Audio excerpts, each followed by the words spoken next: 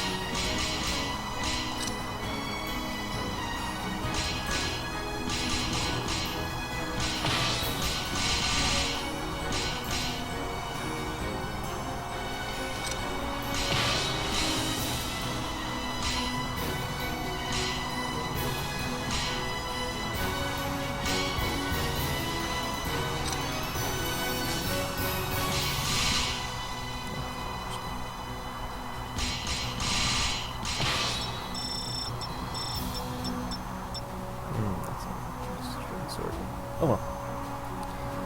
This video has a few issues here.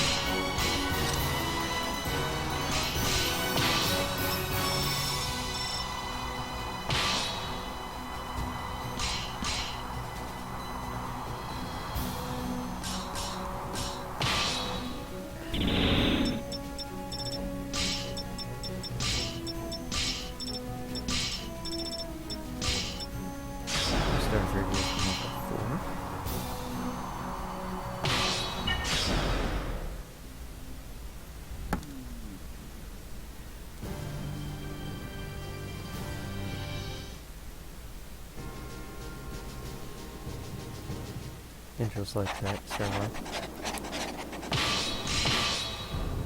this weekend is probably going to be the last couple times that I add a lot of commentary, since I'm trying to do last couple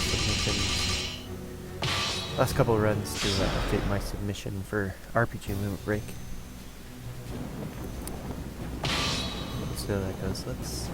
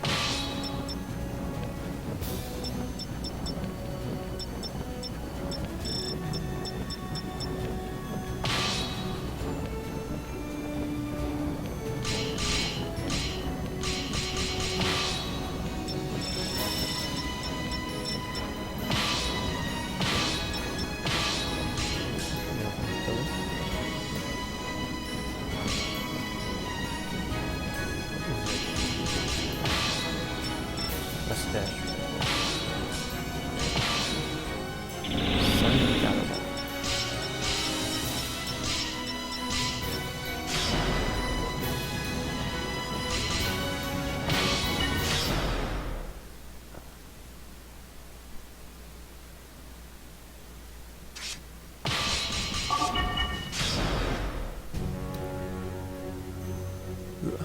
Haven't seen run before writing in my notes. I don't start the timing until I actually begin the game, so I have all the time I need to make my characters and such.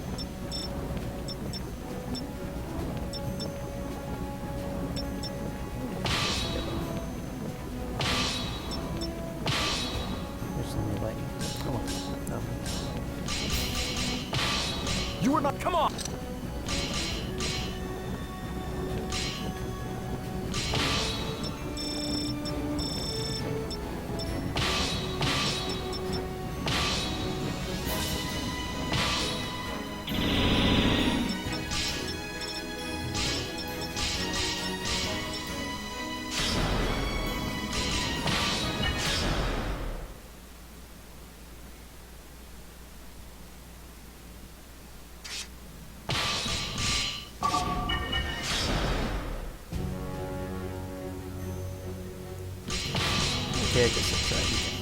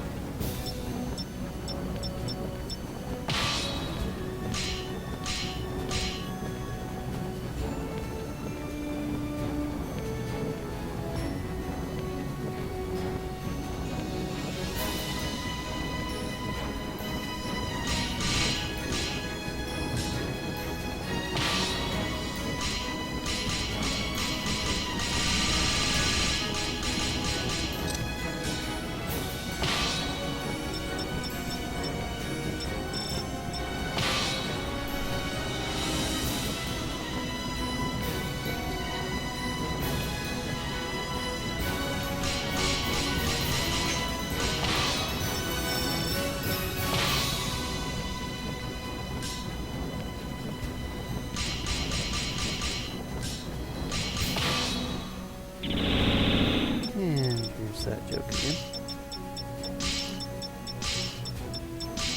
Well, I sort of technically now have representation from all 4 of the Super Nintendo great RPGs in my youth. Oops. That's as far as it goes.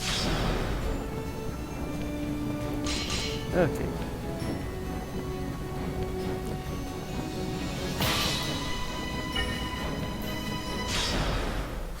Alright, almost ready to begin.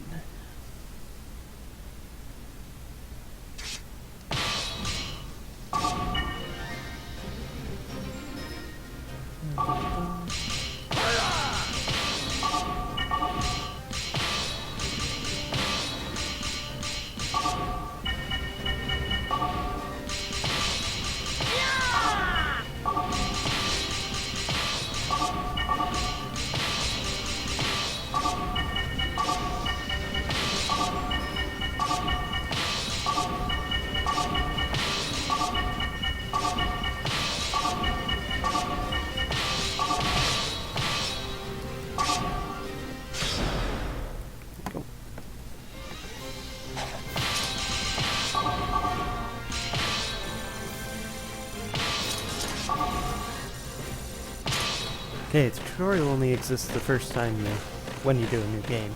You can do New Game Pluses after you beat the game and then you skip the tutorial, luckily. One of the reasons why I justify not counting my creation, because I have to count this because it's actual gameplay, but everything's fake. You immediately encounter your first mission and it means nothing. Poison. Missions are things that affect battles later on. They'll do a lot of interesting things. They're only present in strongholds, of course. In strongholds, when you finish destroying a stronghold, if there are any units inside, you automatically fight them in Soulcalibur combat. That's primary reason in this game for the Soulcalibur. You should really give up. It looks like I won today, but who knows what'll happen next time. You can skip most of the dialogue choices, but the very end, during the level up screen after you've defeated a final enemy, You have to go through a bunch of things. So I had poison affecting me there. Slowly drains your health. It's one of the missions, like I said.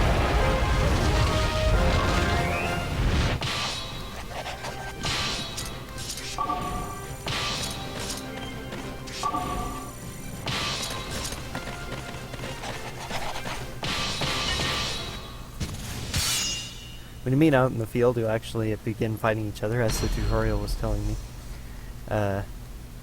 I've chosen bandits for my unit type. Bandits are the second fastest unit and the second do the second most damage to strongholds, but they are unique in you having absolutely useless battle stats, and they always take a huge amount of damage. And 1 point of damage per hit, regardless of their level.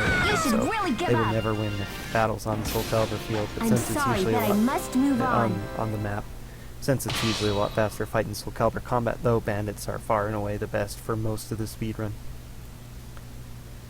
And even in casual play, I long ago discovered that I like them best, because being a bandit does affect your in-battle stats, but not nearly as much as it does the map stats, so you can get around the fact that you do a little bit less damage and take a little bit more damage as long as you can win the battles sufficiently or reasonably, even in casual play. During which, in casual play, I don't rely on Shangwa, Spin to Win, and Katanas as much as I will here. These are the two best weapon skills with abilities for easily defeating the opponents, so you'll be seeing them a lot. But I will have to do other things at certain times because some of the fights here. But, you know, it's fairly rare. The main objective of most maps is just as this is here to conquer the main citadel. So it's always level 4 or level 5. There are only 2 strongholds on the map that are above level 3, and that's your citadel and their citadel. If you lose your citadel, no matter what the map is, you automatically lose. And again, in most of them, the objective is to defeat the enemy's main citadel, but that's not always the case. As other times, I have to come up with interesting strategies. Battle 1, fight!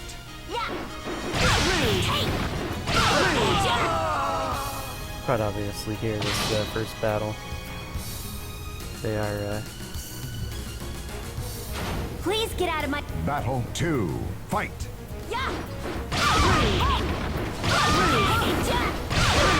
You should really give up.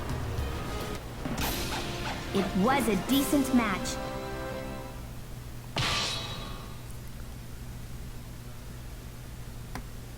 And with that, your tutorial's done. Now I have to do a save skip. Lets you try to save at the end of every Chronicle, and I often waste time by accidentally saying yes. It takes time to load up the thing, you can still try to skip saving after some minutes. It's actually faster to go ahead and save it. You have the report screen where it tells you what you did based on various secondary objectives. Hold on. This text at the beginning of each Chronicle scrolls fairly quickly. You hold down to make it scroll faster. The rest of the text scrolls instantly when you hit anything.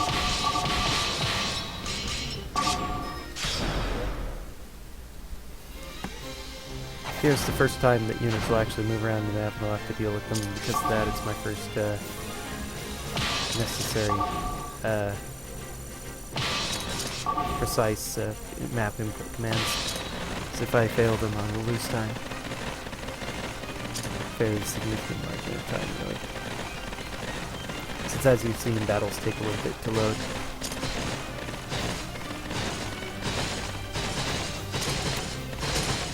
You'll see bandits do generally do 5 damage to most citadels except the very last citadel. Decisive battle.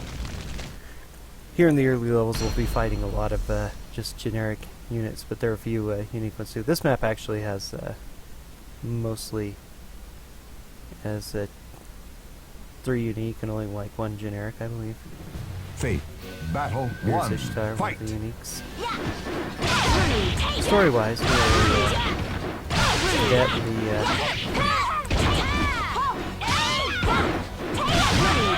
You should really give up. or cadet in the Grandal It was a Empire's decent military match. academy. We're in officer training, learning to command troops on the field, and we're in a practice mission against one of the other brightest woman in the academy, Abelia, who becomes our friend and rival in the story of this game, such as it is. Read at which I skip text.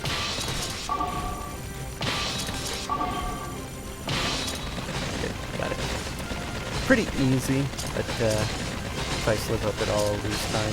So I wanted to fight Notice until he appears again in Chronicle 18.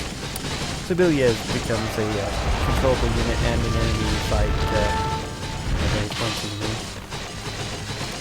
When Stronghold is captured, of course, it restores full health if it's over. It also drops one level if it can. Level 1 is the minimum. As the missions go on, Strongholds will have more and more HP per level.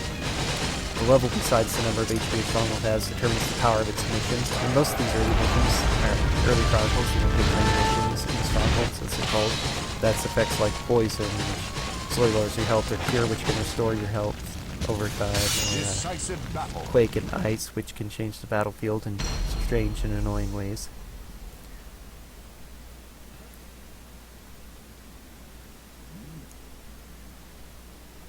Here's our first cutscene. Cutscenes in this game are unskippable. And here's Belia. Good luck to you. Fight with all your might, as I will. Battle 1. Fight.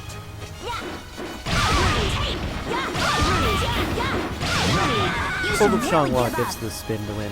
There are 13 classes in the game. The 13th Sword Master is far and away the most powerful, and they can use the 17 custom weapons, which you'll see everywhere else pretty much in this Soulcalibur. But that's all. All your other classes, all 12 of them, get 3 of the Soulcalibur weapons, and then or 3 of the custom weapons, and then 2 Soulcalibur weapons.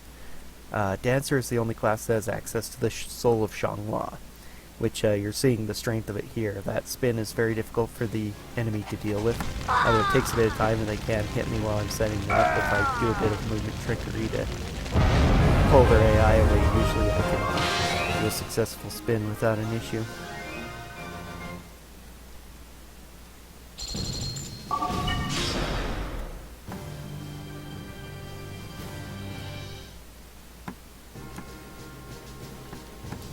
And now we're taking on Gerardo, the general of the Grand Mole Army, and the person who's taking a personal hand in training us for our graduation test. We're testing this, I guess, for it. He's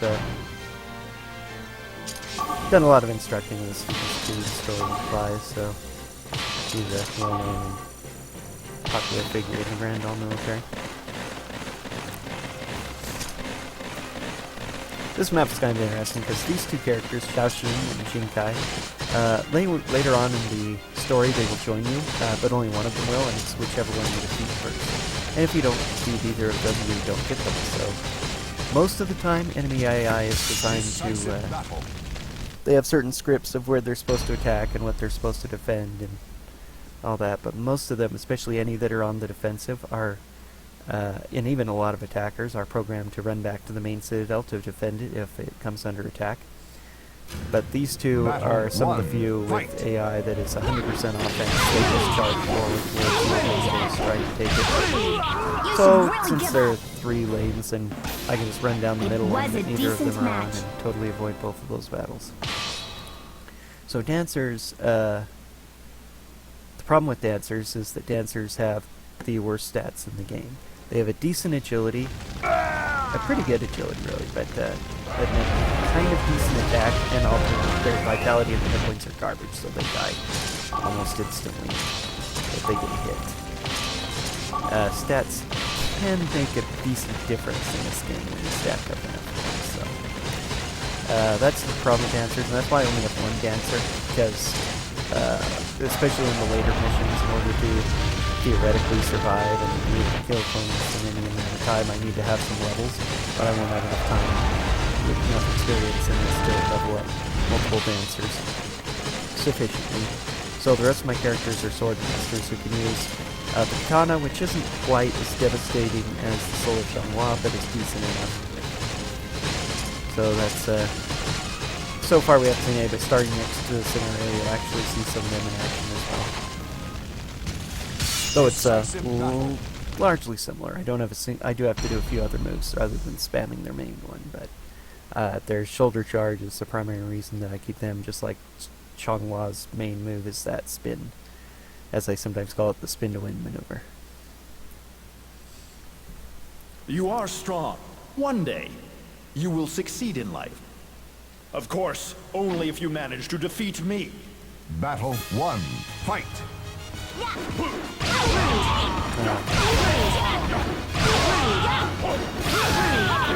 Against the katana, spears don't mean much. The lance there. Against my dancer, it's pretty bad because I have to generally. The AI's attacks on you are kind of RNG, but they're also kind of determined by stuff like distance and. You can't get away.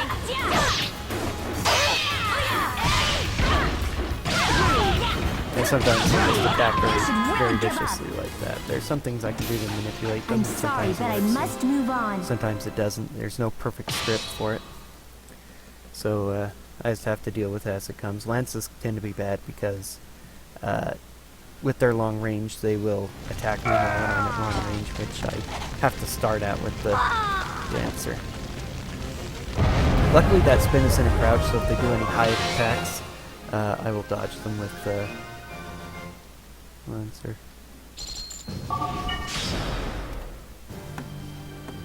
That PB is not the real PB. That's kind of weird.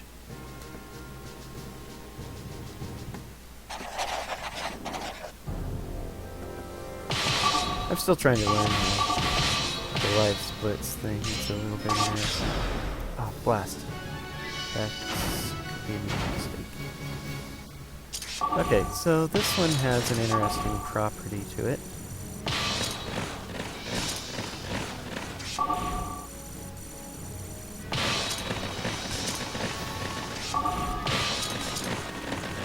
Perhaps with extra orders and stuff now.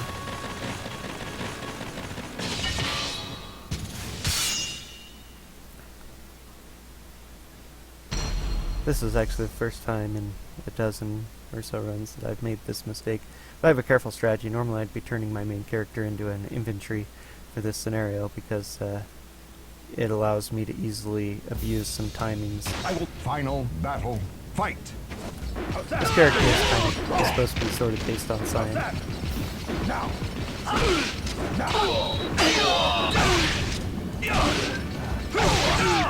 He is being far more aggressive than a friggin' It's kind of the weird thing about this game is that the AI sometimes will just decide to be really aggressive and go crazy, and I generally don't have a feel for defensive tactics anyway, so in that way I'm good for speedrunning this because you want to attack and kill the enemy as fast as possible.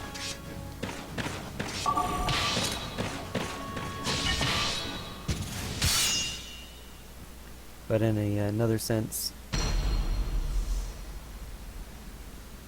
if the enemy attacks me, then I tend to be in a lot of trouble. So usually I can manipulate them into just letting me obliterate them with shoulder charge and spin the Walden spin. I believe it's actually called, but just Shangla spin, whatever it is. But sometimes they get aggressive and things like that, especially for the dancer. Swordmasters have a lot better stats. They take a lot less damage, but I and a must lot more move hit on. points, a lot more attack power, etc. So their stats are high enough, even at low level, that it doesn't matter how many levels they get; they're still viable in towards the end game. Luckily for me. But with the dancer, especially if a strong or aggressive unit starts attacking me heavily. Okay, this time my action has really screwed me.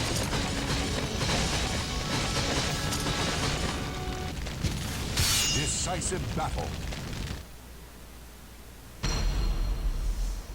I'm gonna get at least one extra fight.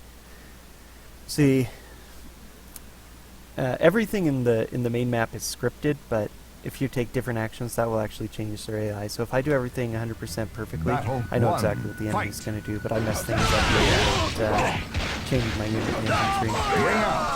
The thing about this map is that it is the first one with a different map objective than take the enemy citadel. This time I have to defeat every enemy unit on the map, so I can't just steamroll to the main citadel and take it out. That would make this about 3 or 4 minutes faster if I could do that. Since that option isn't open to me, I have to work on both lanes so I can take these guys in a timely manner. And so the problem is that the bandit does too much damage too quickly.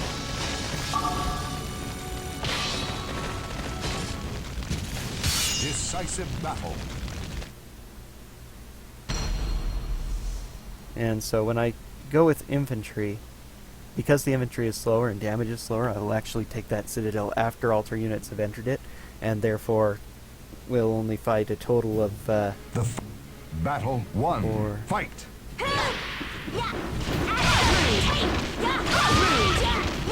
5 battles this entire 5 separate battles. I'll fight all the guys in it, but it will be compacted, which saves a lot of time, as you see by the time required for loading Final screens. battle. And the time Fight. I lose not taking the citadel faster is actually minimal on this map because of the number of citadels that the main character actually has to attack.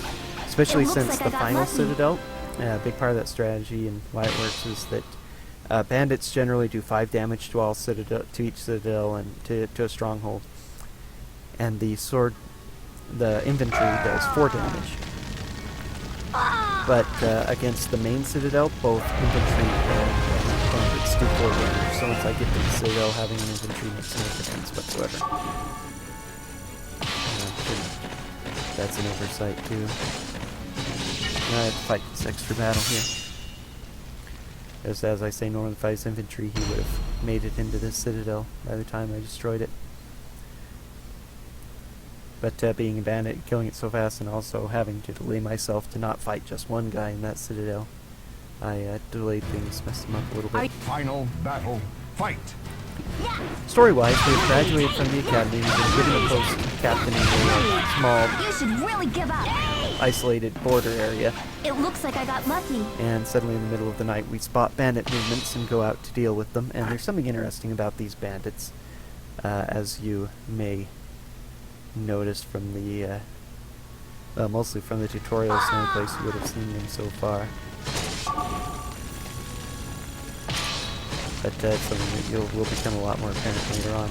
Now there's a guy over here, but remember I said that certain most AIs are designed to defend against citadel when it comes to an attack, so that's actually what he's going to do. So I don't have to worry about that. I'll fight the last 3 guys in here. That's right. I'm losing more time because I forgot that. I was expecting I should have been able to send him all the way anyway. I forgot. Small time losses and time saves in this game, but there's a lot of them are. It's doing all of these movements precise. As you can see, the game pauses when you start issuing orders, so the less amount of orders you have to get, the more time to save as well.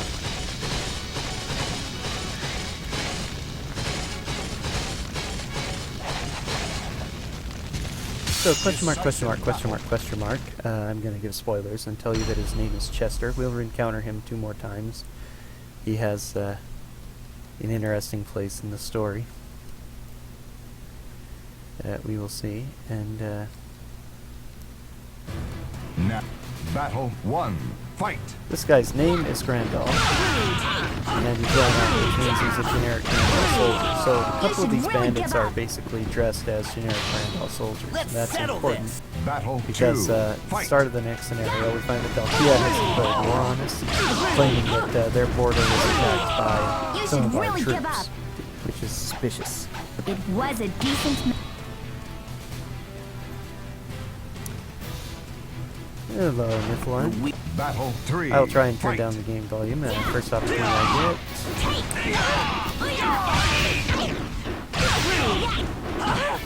Be kind to me. There we go. You should really give up. It looks like I won today, but who knows what'll happen next time. I have absolutely no intention of dying here.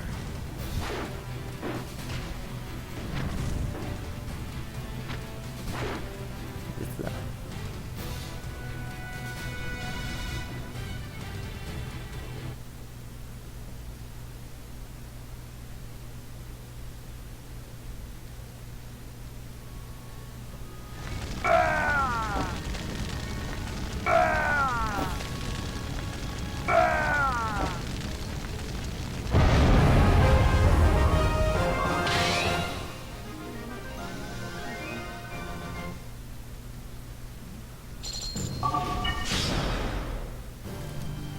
split.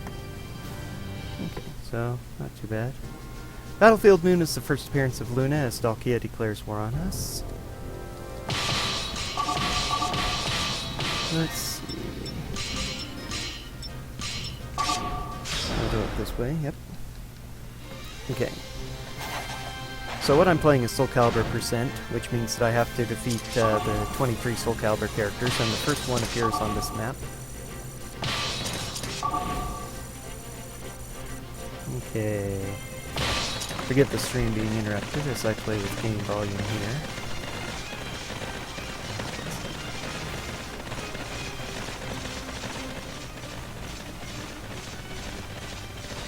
Oh, blast. That's not pretty, but oh well. Keep trying to find adjustments to it. The game volume is always very loud for some reason.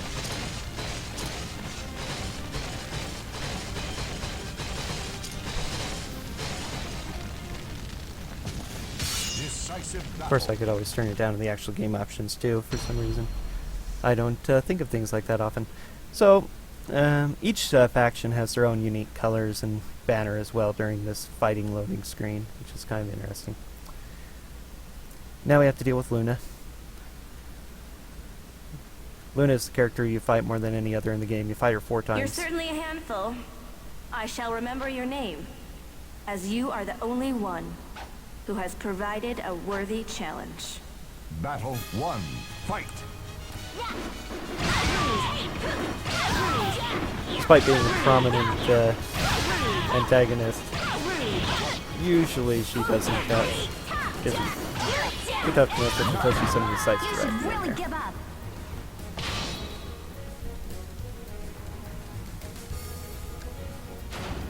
Battle 2. Fight. You should really give up. Yeah, it's something in the game that they don't give you the option to adjust in battle volume versus Battle field 3. volume. Fight. Or yeah, I did definitely adjust that a little more.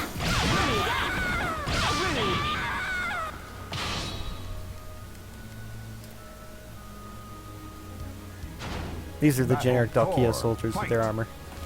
One of the things that's really fun about this is just all the unique characters that you see. There's a lot of generic enemies too for each of the factions, but even so, you know, each faction has their unique armor and unique color scheme to their armor. Battle 5. Fight.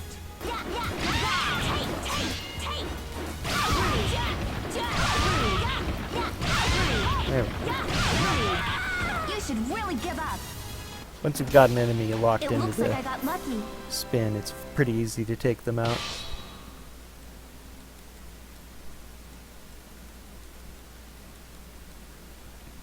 First few times I did this, I was afraid of using the dancer because they're so fragile, but some of the later battles are actually so much easier with the spin move like that. As far as I've found in my playing of this game, there's nothing that the CPU opponents have such a hard time doing with as that spin move. So I've come to rely on that for my main characters so I can get enough experience fighting battles to get them good enough to survive low level, and then everybody else is just rounded out with sword masters. Use the katana. I forgot about that.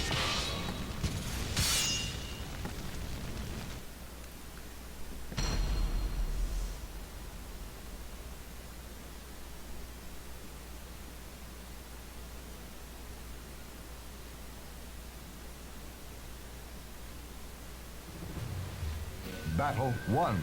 Fight.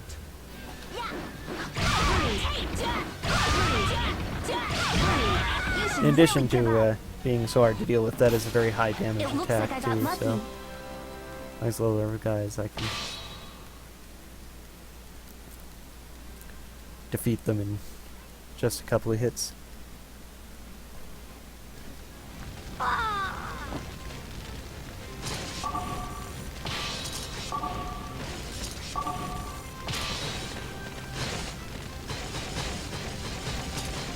Alrighty, Ashtaroth is the first Soulcalibur character you fight. He's in here. The mission is defense down, which means that, of course, you take more damage.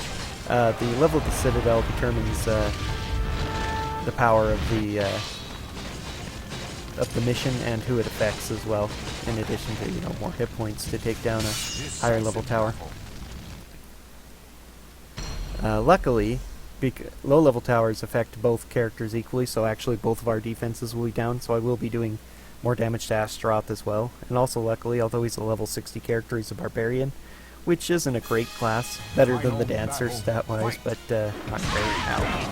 You can see how much damage he deals there. Come on. Now we got it. My dancer can almost be one-shot if I try to use her in this fight, though, so I generally don't. And luckily the Katana Mirasame is very powerful. Be more careful next time. Weapons don't have stats in this game, but they do have properties, and most of your generic weapons have no properties. They're basic. Those are the things that your Soulcalibur characters are expected to use your first few times through the story and such. And then as you start to buy weapons in the shop, they generally will have two properties. There are certain special weapons you get from unique enemies in this mode, and they usually have 3 properties, 1 bad and 2 good. Then your ultimate weapons have 4 properties. Usually 3 of them are good, and usually all 4 are good, but sometimes only 3 are good and 1 is bad. And technically the Mirasame has a 3 bad, 1 good. 3 good, 1 bad, sorry. But its good ones are very powerful. Its bad one is it slowly drains your life over time. Because of that, it's almost impossible for me to get perfects with the Katana, just because of a weird way the game works. It doesn't give you life back on the ending hit, but so unless I frame perfectly damage someone right after I restored my life to full, I won't be able to get it perfect, but you gain a lot of life back from the lifesteal aspect that the weapon has. The weapon also has a lot higher attack, and it gets even more attack over time. So that's the reason I increased the size of that citadel, was so that it would be strong enough to last long enough for me to take the main citadel here without them being able to attack me. This major part of my tech for speedrunning on the map sequence is limiting the number of battles I get into, which I failed to do in the last one, but did alright here. Battle 1. Fight. This character is unique, Arion, because he is very tall. There are 2 characters in the game with his height, and he is otherwise, they just have generic equipment you can put on with any custom character, but for just some reason they made them very, very tall. It's rather interesting. Fairly good Chronicle 4. Good to be getting any time at all, because my last split I did really, really awesome at the beginning and then had a really horrible mid-game. Pretty decent end-game, but just my mid-game was so horrible. I lost a lot of time I shouldn't have. So if I can have a better mid-game, I should be able to easily get my sub 4. Okay, now I have 2 Soulcalibur characters on this map. Ah, blast.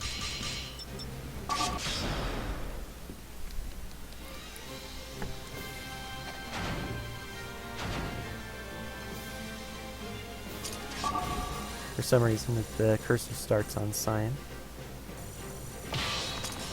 I don't want to do anything with them anyway.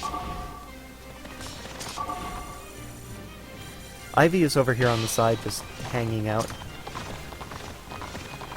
And Cervantes is all the way here on the right side. Which is why I have 2 characters over here, so that I can take them out. This map has a special objective too. If I lose both sides of this massive bridge here, I lose the scenario, so I have to make sure to defend it. So, although otherwise they're pretty much useless, I always have to keep 1 character here because it automatically comes under attack.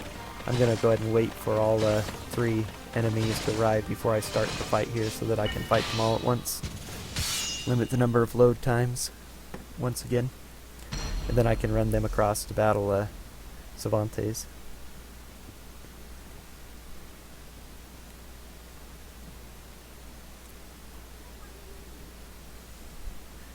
Kind of intentionally showing off some of the character creation by making characters that are or at least semblances of characters that are better known and in things I like Chrono here, protagonist of Chrono Trigger, who uses the katana, which is one of the reasons why I picked him. It's one of the ability to create your custom characters is one of the great things about this game, and they're definitely limited, a lot like you know, there's a lot more variety in, for instance, Soulcalibur 4 and 5, but it's still a pretty good amount of stuff that you can do. 3, fight. Where are you going? Yeah, Where are you going? not having this mode in 4 and 5 is the biggest problem I have with it. I really liked this mode, and I even liked all the super extra weapons that everybody else complained about that they added specifically for the custom characters, because they weren't very well balanced. But it was a lot of fun, and the being able to use custom characters in 4 and 5 with the even more options you have and better graphics, of course, for the next-gen system and everything would have been a lot of fun, too. Okay, now...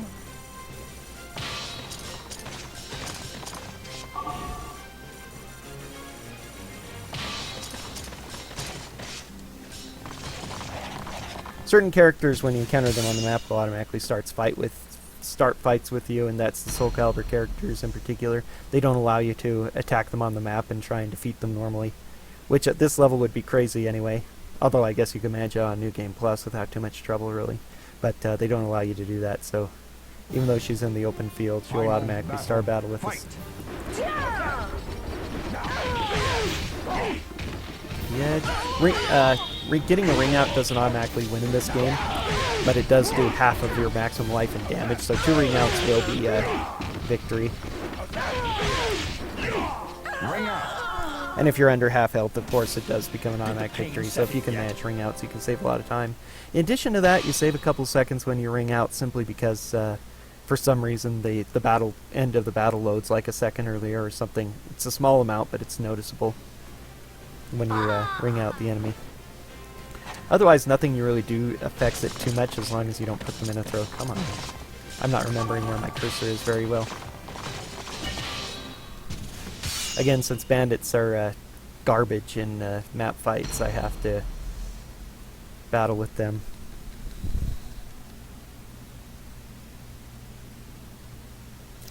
Yeah, it's kind of funny. There are a few different attacks in the game that the CPU is not well programmed to defend. The Xianghua spin and the shoulder charge are 2 of the best. They can, but not very well. Not especially at how easy they are to execute. Nice. Fight.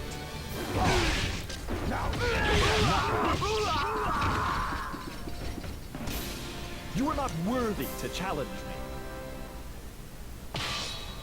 The thing that makes the spin super powerful, besides the high damage it does and the fact that it's almost impossible for the enemy to block, is that once you knock somebody down, it puts them in a AI loop, usually, where they have a very small chance of being able to escape from it. It's a little bit easier with the for them to escape the shoulder charge, because they have to reset it every time. After they get back up, it's all reset. You have to find the perfect distance.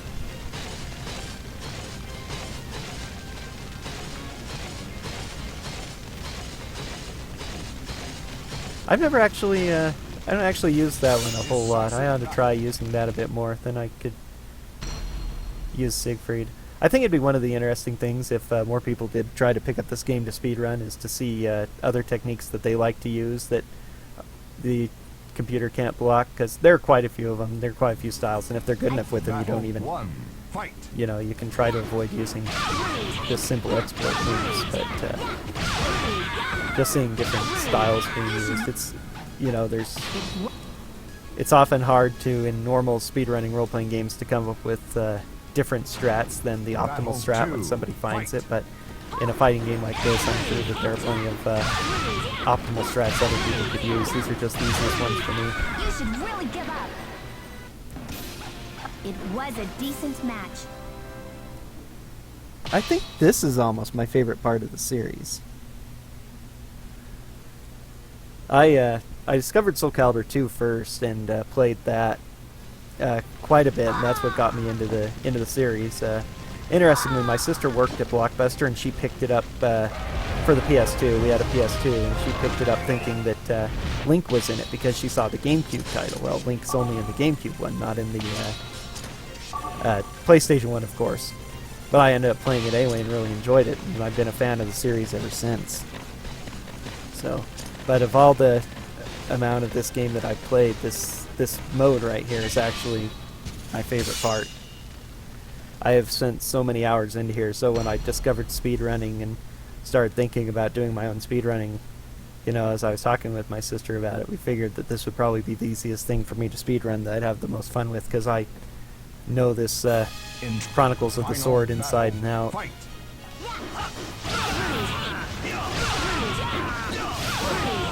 You should really give up. It looks like I got lucky. In a casual playthrough, or which basically I do what would be 100%, I always conquer every citadel, kill everybody. This was one of the unique maps because there's no... Rowan was the boss of this map, but he doesn't sit in the citadel, as you see. He wanders around, so you fight him beforehand. So you would normally... Decisive battle. It's actually rather interesting. I'm not sure I remember that there's usually a guy who pops into there. No. But usually I've cleared out, you defeat every enemy before you come after the main citadel, so the main citadel's empty and the end of the map is Battle one. anticlimactic. Fight.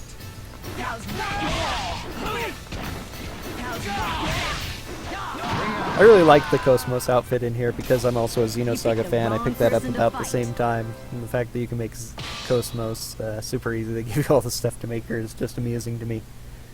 The hairstyle is one of the few good long ones as well, so you'll actually see that hairstyle used on some of the unique NPCs in the Chronicles. Finish that off, thank you. Okay, you guys need to be reordered. One of the interesting things about the command tech in this game, commanding enemies and for the movement, commanding your guys around the map, is that if you start a Soulcalibur battle, it clears all commands that you've given. So you have to give them orders again, which is why you'll sometimes see me delay ordering a unit into action. It's because I know that I'm going to encounter an enemy on the road that I'm going to have to battle first, so I will... There we go. Decisive battle. And so I only want one character's command to be cancelled, because if I cancel all of them, then, you know, more characters I have to order is more time lost, especially since time pauses once you give orders to your guys. Battle one. Fight. Cervantes. Cervantes is a pirate, which so is Ivy as well. I forgot to mention that, but they have pretty good stats and decent enough AI, so they're not easy to beat, especially Cervantes. Come on. There we go. Oh, I'm using one. I like to use a jumping spin kick when I can ring out because it pushes the enemy really far. Even though it's slightly off, it's towards the edge. Sometimes muscle memory gets caught up between using just efficient air juggling combos and then my attempts to ring out.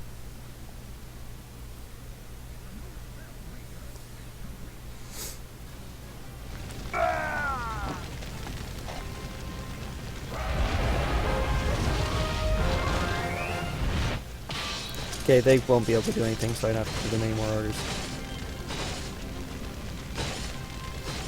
Now I just gotta finish off the main citadel, and we'll get here.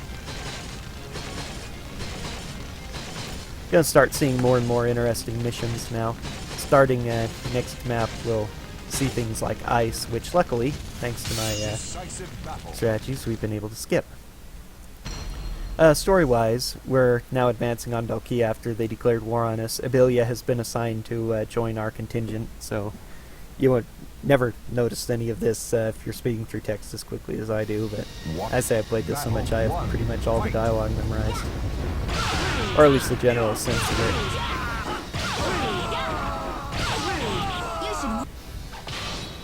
it. Rowan, who we encountered before, we will encounter one more time in the final Dalkia mission. Battle 2. Fight. Thank you for jumping over me and bringing me back.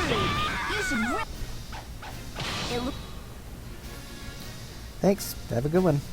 Romana. Battle 3. Fight.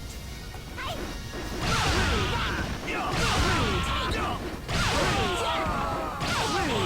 should really...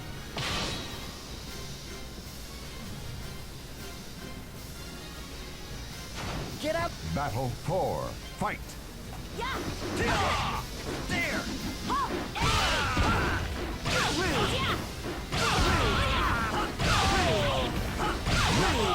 should really give up.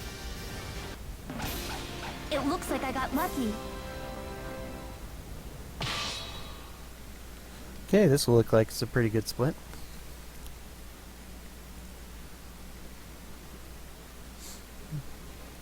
Obviously, there are certain citadels that start at level 3 or higher, including your main citadels that naturally will not decrease in level when you defeat them. Just a small thing. Oh, the other important thing, we haven't seen it yet since I haven't died yet, but if your character perishes, they will eventually, or if they're defeated in combat, they will retreat, and then they will, after a small amount of time, progress bar that you can see growing for each defeated character, you can see they will respawn at the, usually at the level 3 citadel nearest to them, or to where they were defeated. I say usually because I think on my last run, for the first time ever, I did not. I respawned way back at my main base instead of at the nearest level 3 I'd conquered, and I'm not sure why that happened. Especially since I've seen my characters respawn to that citadel on the same map before. Or maybe not that particular one, it actually isn't the one I'm thinking of. Yeah, it was one that I'd never tried to respawn at before, but I've never seen, regardless of what it was one I built up to level 3. But even so, that always, except for that time, causes you to respawn there. In any case, now as we're advancing on Dalkia, the moon wears silver armor. That's Luna again. Of course, as almost everyone knows, Luna refers to the moon. Fight. But Luna is defending this citadel, and this is our first introduction to her elite guard, the Cluster Pendo. I don't know why they're called that, but that's seriously what they're called. Oh, I love that line, especially when she does that posture. That's a dancer-only line.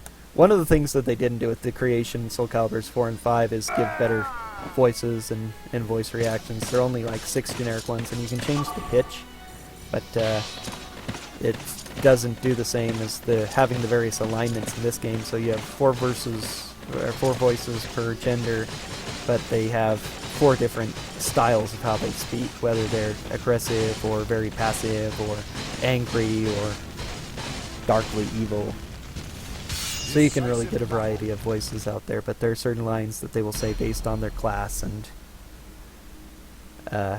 regardless of what their alignment, as I call it, is. So this is the first of the Cluster Pendo, Loopy, or at least, usually really the first one. Battle 1. And each of them has an element related, which is kind of shown by their map, as well as by... I'm not doing that today. As well as by with the mission that their map gives them. And so Loopy is fire, if you couldn't figure it out. She has lightning on her blade because it's a lesser... Guard Break is considered a lesser version of All Unblockable, which has flames on your blade, which we will see at various maps later on as well. And I'm taking a particular route in this map. I'm just going up one trail because although during casual play and even when I first started speedrunning, I split one character up per lane because you have to defeat all 4 Cluster Pendo, and that just makes sense. Let's assign that. There are certain strongholds I want to avoid. Lizardman here is the Soulcalibur character on this map. He's here in the middle. We're gonna fight him really quick. He's an assassin, so he does a lot of damage and he's very fast. Which, and he has a decent FAI, so hopefully I'll be able to kill him without any trouble. It's final battle. Fight.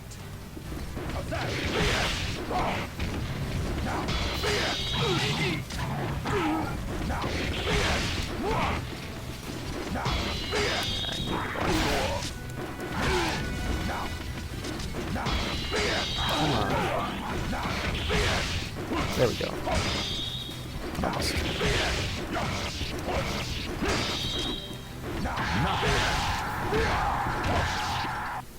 This is going to be a kind of rough split, I think. To fight. So anyway, I designed my strategy around avoiding places I don't like, because AG of Earth is on Quake, and Healdo of Water is on Ice. And I hate those things.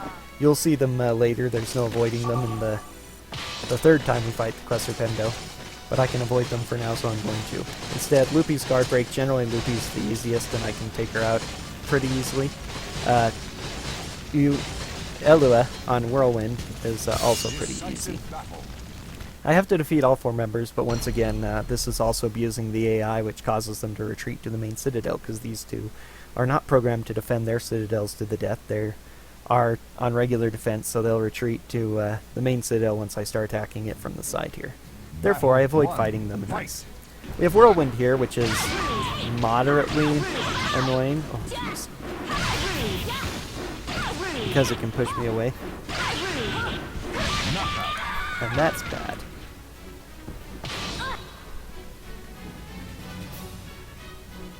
Favorite Soulcalibur 3 character is actually Sung Mina.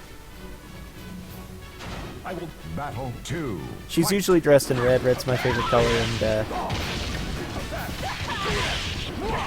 relatively sexy character without being crazy like Ivy. And I love the Naginata style polearm. Technically it's a Korean version that they call a Zanbato, but it's still a Naginata style, which is really interesting. I really like that weapon style. Unfortunately, it doesn't have any really good abilities that I can... it has some decent enough abilities, but no really good ones that I can abuse to the level of this. Keelik's style, which is similar and is a cool staff fighting, is probably my second favorite. And Siegfried with the Fallen 3. Those 3 are pretty high up there.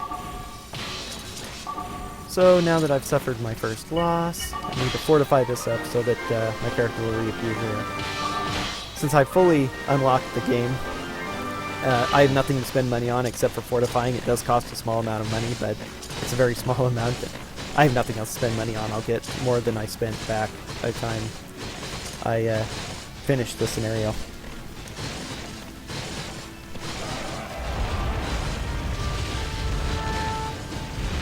Yeah, Siegfried is either Siegfried or Nightmare. Has always been a really popular character. I always preferred him as Siegfried.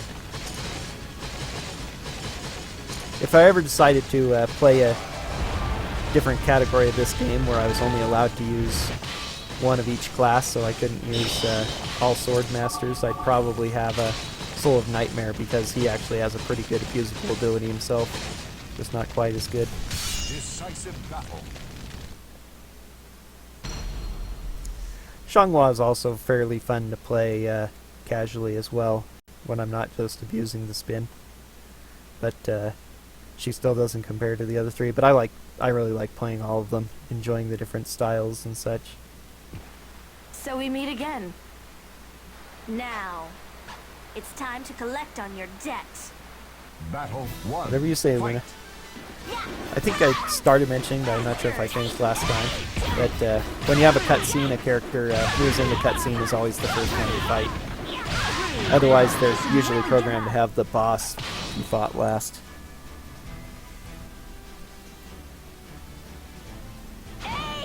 Battle 2. Fight. Healdo, please.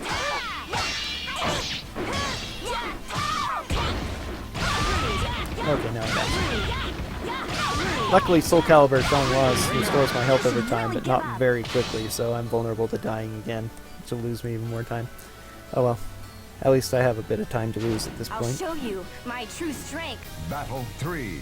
Depends on if AG wants to cooperate or not. Yes. I got it just the right length. Oh, darn. It's actually kind of bad that I rung her out, because, yeah, it spoiled the lock I had going. With her dying again, I'm probably gonna be back down to... Battle 4. Fight. Now. Knockout.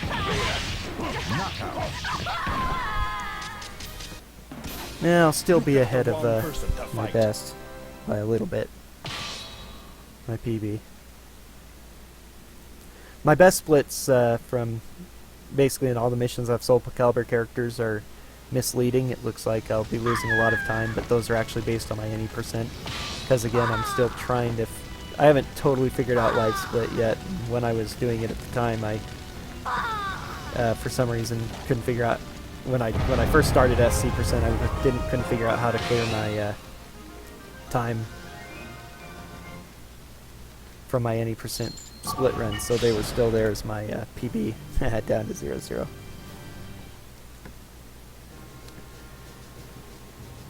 So I'll never be able to get gold on these unless I totally reset everything, which I might do at some point once I've got a good establishment of where I'm at.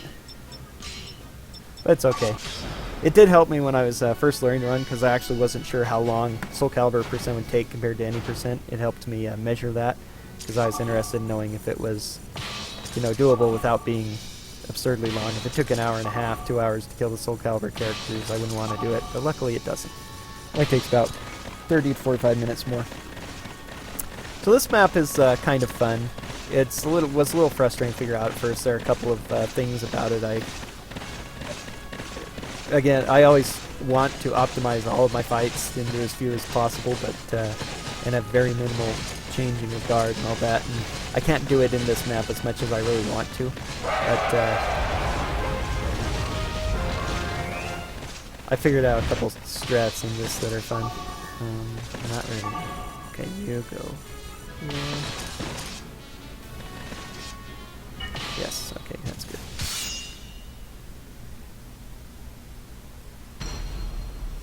Rock is the Soulcalibur character on this map. He's a gladiator. He's got a really interesting costume in Soulcalibur 3. If you've never seen that before, you're in for a treat. All of the Soulcalibur characters use their alternate costumes, so some of them don't have their more iconic ones, like ID as you saw, and Siegfried's obvious pirate outfit. Ring out. Nice. But some of their secondary ones in this game are particularly hilarious. Fight. Astaroth's hammerhead is pretty good too. Ring out. Oh, very nice fights there. You are not worthy to challenge me. For some reason, it seems when I speedrun this that if I struggle a lot in the early game, I tend to do better in the mid game, and vice versa. So hopefully, I won't have a bad middle game. That'll save me a lot of time. Okay. Okay.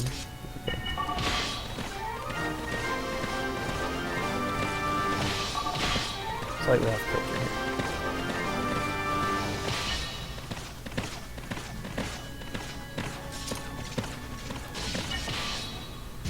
There are actually like squares on the map that these guys inhabit, and so if you're in a square and an enemy is already entering the square next to you, you can't enter that square yet, so you have to sit and wait for them to fully enter the square before you'll start fighting them. And you can't issue a battle order until they've entered this combat, until they've finished. Where are you going? Where are you going? It's over. It's over. Where are you going? Far from the edge. Oh well. You never stood a chance.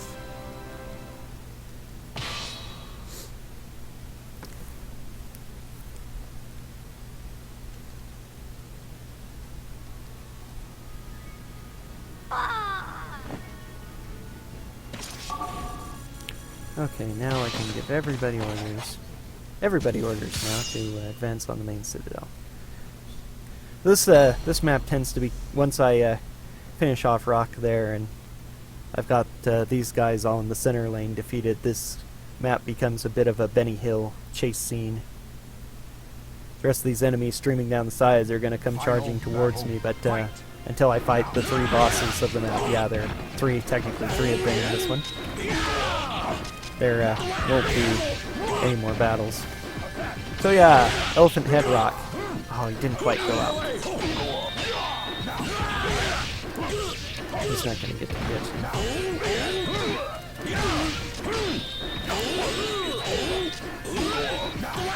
There we go. accept your challenge anytime.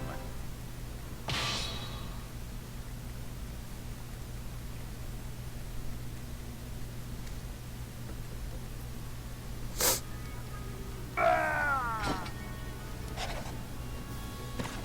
think I have Cyan's color scheme slightly blasted. That's, I think I have his color scheme slightly reversed. I think he's supposed to be, need to go all the way. I think he's supposed to be black suit, blue armor instead of blue suit, black armor, but whatever.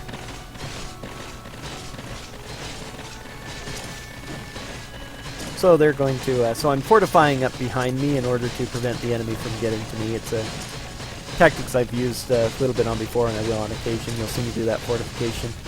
If it takes a little bit of time to fortify, of course, but saves a lot of time if you don't get attacked.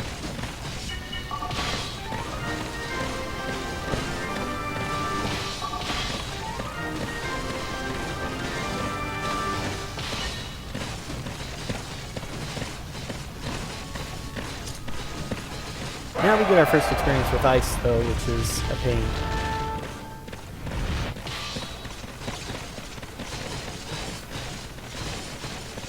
Ice is the second worst possible thing I can get in speedrun because it completely prevents me from using either shoulder charge or spin reliably.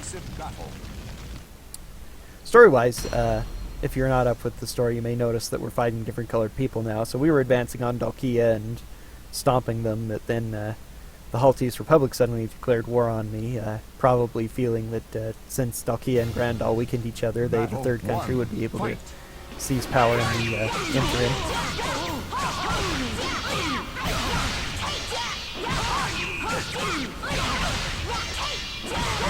Nice. That went perfectly. That's the best way to fight on ice, I've found. I've tried a bunch of different things, but just spamming your horizontal A slash is generally the most reliable. At least if you've got a fast enough weapon, which both Katana and Shanghua are pretty fast weapons, so. Especially against slower weapons like this, it's really reliable. Really so. Oh, I'm never gonna double perfect there, though. That was good.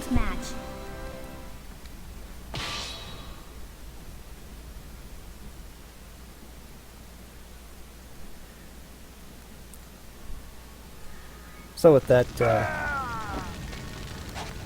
the rest of this map's gravy.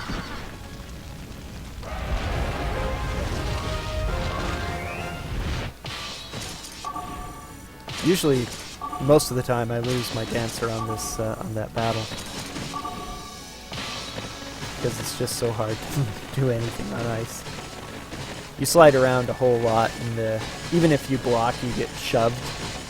It's just extremely painful. Yeah, thanks. That was really good. Very blasé and simple, but hey, it worked. So, alrighty, Mooncalf is up now. So yeah, so Haltese declared war on us, and they're trying to seize power. But Haltese have problems of their own brewing, and the dialogue that I've been skipping suggests that here that Halfas is who I just defeated in the last stronghold retreated. He's the boss of this area, but then suddenly he's offed by this woman who appears, named Mooncalf, who mysteriously uses the same weapon style as Luna. This is actually a bit of a plot point in the game that you can uncover, that Mooncalf is apparently, spoilers, her mother. But Mooncalf is working for this new country that's a portion of Haltese that's just rebelling, called Maleta, who are going to be fighting from the next scenario onward for the next couple. That was a pretty good time gain. Now, this was the scenario that actually taught me most of my speedrunning strats coming up here.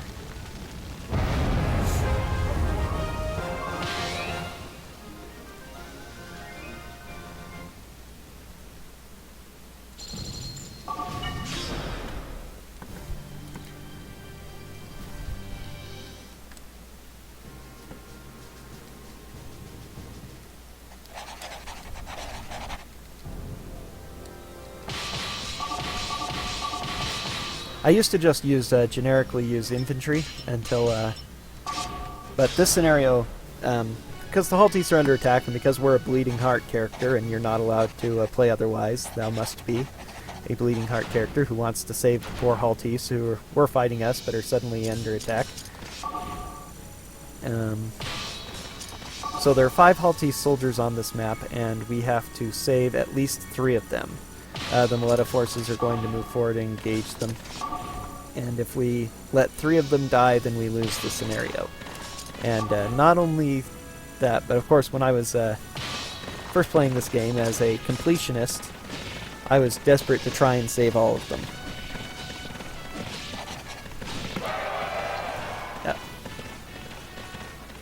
But with normal infantry, it's impossible, I discovered. They just don't do enough damage, so I tried switching to a bandit and everything ended up going so much more quickly and more smoothly, and it didn't affect the in-game battles at all. The in-game battles enough to be noticeable, so I just decided to stick with bandit from then on. So it was very easy to know that that was the thing to go with when we started speedrunning. Oh, nice. Good ring out. You are not worthy to challenge me. Of course, since we're doing any percent here, I'm not going to be trying to get all 5 of them. I'm only going to get the minimum of 3. And the 3 most convenient to get.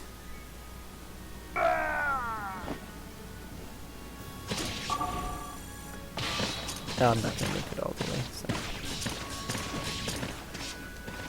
Bit early.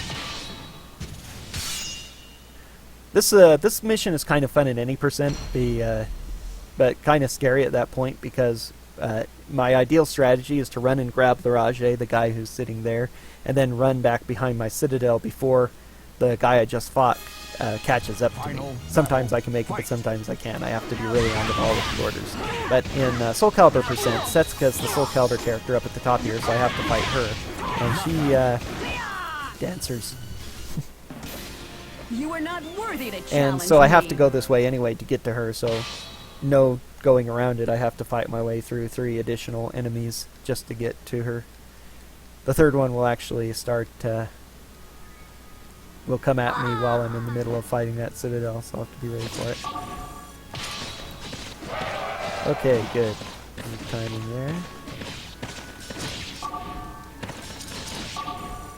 I need to change your orders. So Karen is coming up. There's Karen. She's going to attack me.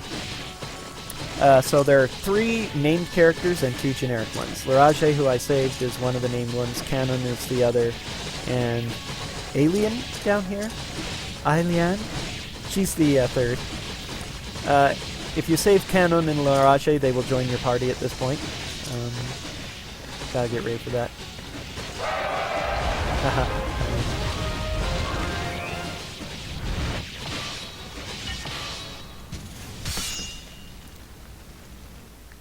Alien joins your party regardless of whether you save her or not, so I can totally ignore her.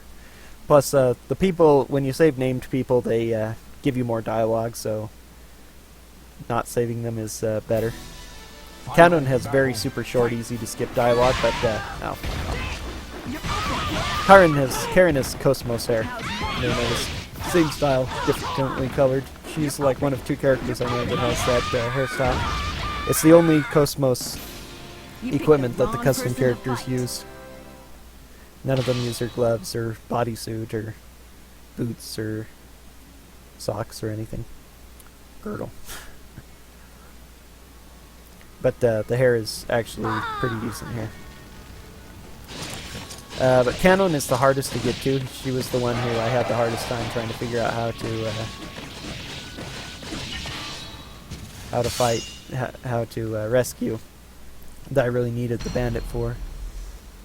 And Aileon, since she joins your party regardless, it's not worth trying to get her because she's a bit out of the way, so grabbing the one guy who's super safe, that generic character right here who's in the path, this is the swiftest overall way with the minimal amount of battles. I suppose I'm pretty satisfied with how this goes, but maybe later on I might actually try to optimize this map even more by taking different paths.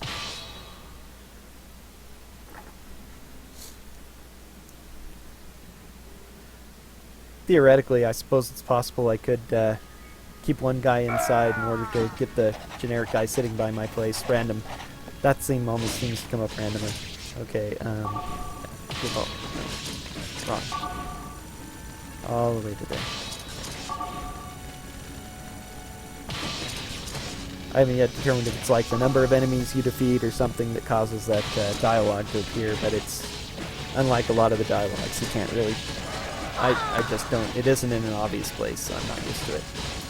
But theoretically, I grab the guy here, keep all my guys up here, grab Larage, come down to this path, take that out quickly, then save, kill him to save Canon, and then hit straight down. That might be faster. I might try that sometime, but I'm pretty satisfied with this route.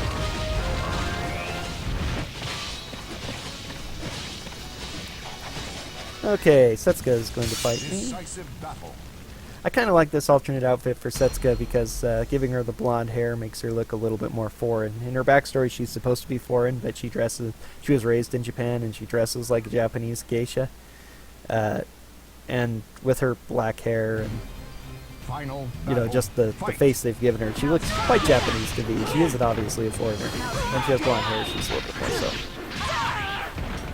She's a ninja. Ninja are probably the best starting class that one of the 6 that you start with. They have pretty good stats, pretty decent weapons to use as well. So I almost always started with a ninja. She has glue on her thing. You slowly get pulled towards her, which is usually really good for up close and personal characters. But I really don't care about glue. It's one of the least threatening missions to me, since nearly all the weapons I use are fairly good at close range and fairly quick. Now that she's one, I don't need to do anything more with her. Putting her in there just in case somebody decides to go up and attack her. She can't get anywhere close to the main front in time to make a difference, so... One of the reasons why Soulcalibur percent here is so much slower than any percent, but even though it's just one character.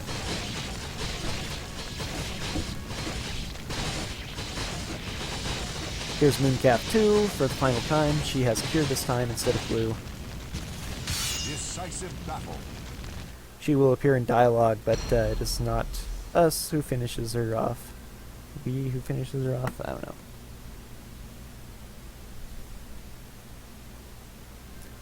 Probably would be we, because it becomes a subject in that sense.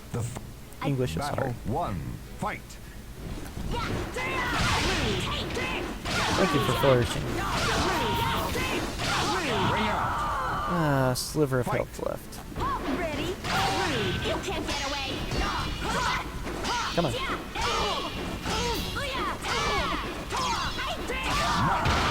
There we go. Give up. Not the best fight, but not too bad. But who knows what'll happen next time?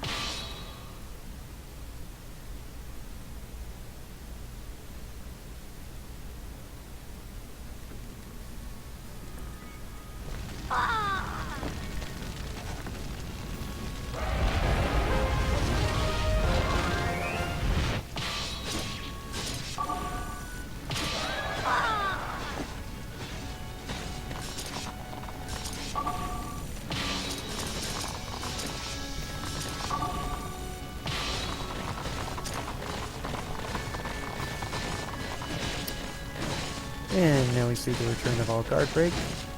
I'm not really worried. Cavalry are the fastest units on the map, but they're the slowest at taking fortresses, so they're not threatening. I never use cavalry. Even though theoretically they'd be good in some maps for moving around quickly, they're not quite good enough in map world combat to be worth it, and they actually have lower stats in battle, so pretty much the only thing that's they'll stomp bandits, of course. They're so it's not like I can fight them because they're cavalry, but in every other way they're except for speed, they're inferior to the other classes, so they're just not worth using. But a lot of your big bosses are cavalry, so that they can hunt your units down more easily. Now, battle 1. Fight. Pile 1. Blast. Lose time on the split. Okay. Really give up. Nice recovery. I'm sorry, but I must move on. As long as I'm not losing time on the next couple, though. Those are the two of the important ones.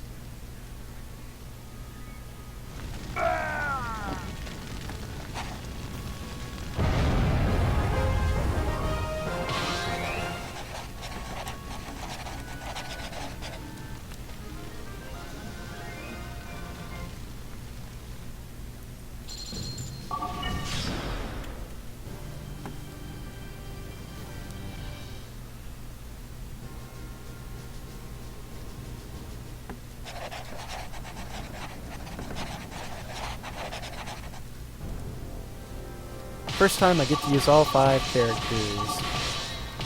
5 will be there, everybody else needs to be at 2.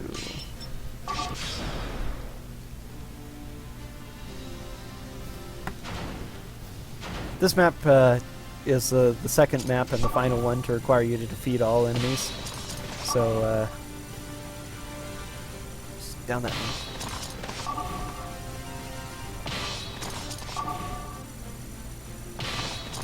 And because of that, there's no Soulcalibur characters on this map, so it's one of the ones that I can gold on.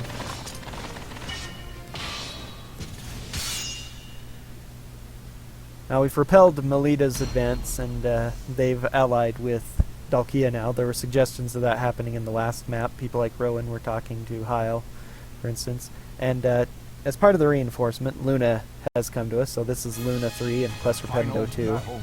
This is the only time to fight Pemdo outside of their citadels, or outside of, say, Citadel. Did the pain set in yet?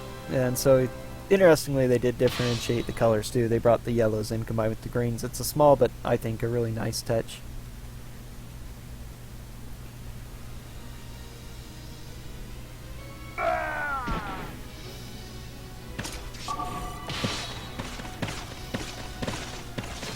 Mostly he's just have one character conquering this in order to manipulate AI, similar to the other map, Chronicle 3, where I had to defeat all enemies. I have to figure out the best movement tech to manipulate the enemy AI, so I minimize the number of battles I have to fight. And charging everybody towards the main citadel is not the right way to go about this one. After a bunch of tweaking and trying various things, I actually go what you would theoretically think is a lot slower than you'd think. So, Cosmos, yeah, I'll let Chrono fight the 5. I forget. When you're defending a citadel, you can actually move out of it, so battle is not the default option. You're not allowed to move when you're fighting somebody on the map. So if you're trying to initiate a battle, you have to. You can just rapidly click through, but not the case when you're inside a citadel. The battle 1. Fight. Where are you going? Where are you going? If you let Luna conquer the citadel and somebody other than the main characters in it, she has additional dialogue. There's lots of little bits of dialogue that you can get if you play this game enough to try all sorts of different things out. Sometimes even your cards like Gerardo, who joined us 2 missions ago. General Gerardo has joined up with us here. Abelia was left behind in Dalkia. Obviously she's failing if Dalkia is able to send forces to back up Melita. You never stood a chance. But when you fight Luna for the last time, if Gerardo's one of the units involved, he'll actually have a dialogue with her that brings out the moon calf Luna. I don't really want to plot, I guess, subplot. It's just a little bit of a mini subplot. I love it. Yeah, the generic Soulcalibur weapons, the custom Soulcalibur weapons have a lot of leaping and jumping and abilities in the move sets, and they really, if not used right, can get you ring outs. You ready? It's over. Stay down. Knockout.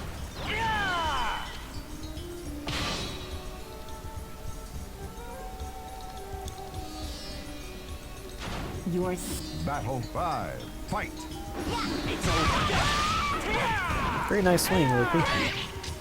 It's over. Sometimes the tracking, automatic tracking on these attacks is very bizarre. It's over. There you go. What the? Fight. Ah, It's over. that was quite a jump from me. It's over. It's over. Okay, I guess that was revenge for Hilda leaping out herself. That was 2 in 1 battle. That was pretty good.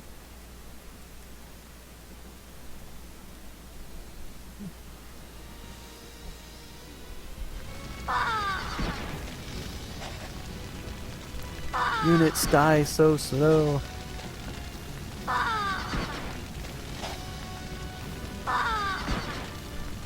I really wish you could speed up or turn off death animations for these guys. That'd save me like 15 minutes over the course of a run. Okay. I'm not... you regenerate health while you're inside of strongholds. That's not the reason I'm keeping him in there, though. Again, this is AI manipulation tech, so that I can minimize the number of fights.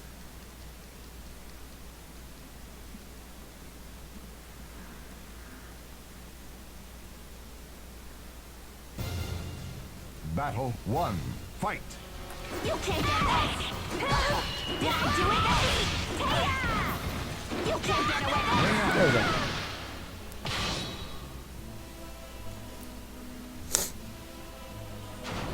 Battle 2. Fight. Did I do it? You can't get away. Knockout.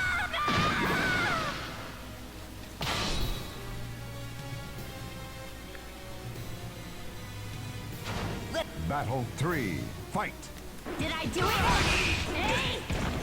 Aya! Did I do it? Did I do it? I love that line of repeated dialogue. That's so crazy. Did I do it? Yeah, I do it. Battle 4. Fight. Did I do it? Spammed lines are so entertaining. Did I do it?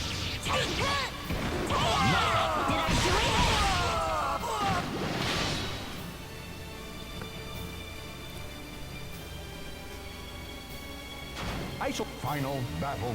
Fight. Did I do it? You can't get away. That guy's really low stats. I never noticed how low his defense was before. I nearly killed him in 2 full charges at level 3.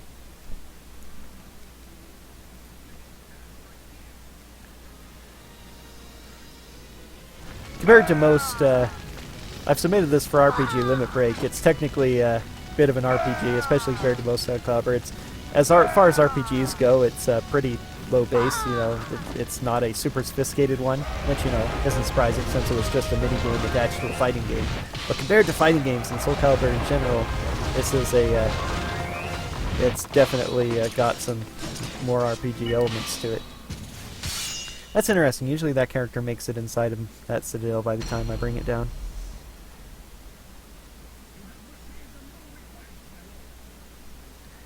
But, and seeing the difference that stats make, for the most part, they don't make a huge amount of difference, but especially when later on in the game, when people have really high levels, they will make a big difference. And some of them just be dancers. Winley is a dancer, they're the only ones who can use tamarines, except for sword masters, and there's only 2 sword masters in the entirety of the Chronicles of the Sword on the enemy side. They have such low stats, and once you're higher level, your good classes have such high stats. And some of the computer opponents have, I'll go ahead and, I think I can advance with all 4 of them now since I played enough. Sometimes think it'd be a lot easier with a mouse to manipulate all these, to navigate these trails.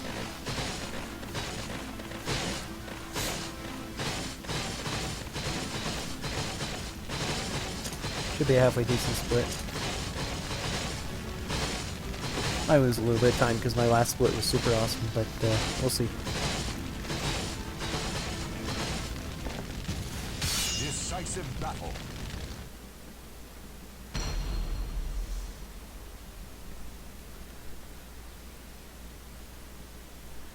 We're going to see the ultimate example of absurd computer. Well, not the ultimate. The ultimate is probably final boss Emperor Strife himself, Battle but one. Fight. a pretty good example of just how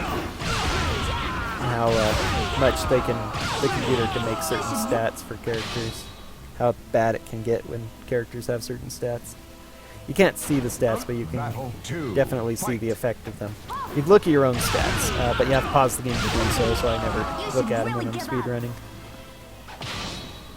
Except for hit points, you can see hit points. All they give you during level up is a bar, which it's... Why am I blocking this? No. Luckily, Heil is being actually relatively kind. Oh. I should have finished him though. There we go. You should really give up. I'm sorry, but I must move on. Let's see, it takes about a half a minute to finish after that, so I'm going to lose a little bit of time, but not a whole lot. This is a pretty good split. This one's so optimized, it's really, really hard to... You have to fight each battle perfectly to start making time.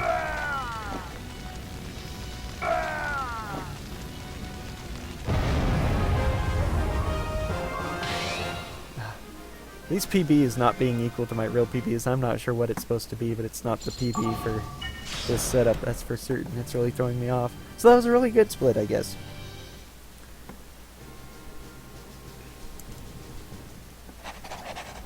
My live split seems messed up, and I think it's got like the balanced and the PB mixed up. When I had balanced on, it was showing the proper PB for the... Okay, we all need to be at 5. Okay, this is one of the hardest Chronicles in the game. And it's actually the Chronicle that convinced me that dancers are worthwhile. When I was the first time I tried out a dancer, I died like 3 times in the first 10 missions. I was having a real rough time of it. I mean, considering that she fights over 50 battles, that isn't like really bad. I need to go all the way to here though. But it's a lot more than I usually die with sword masters. But this fight against Tile is totally different with Swordmasters.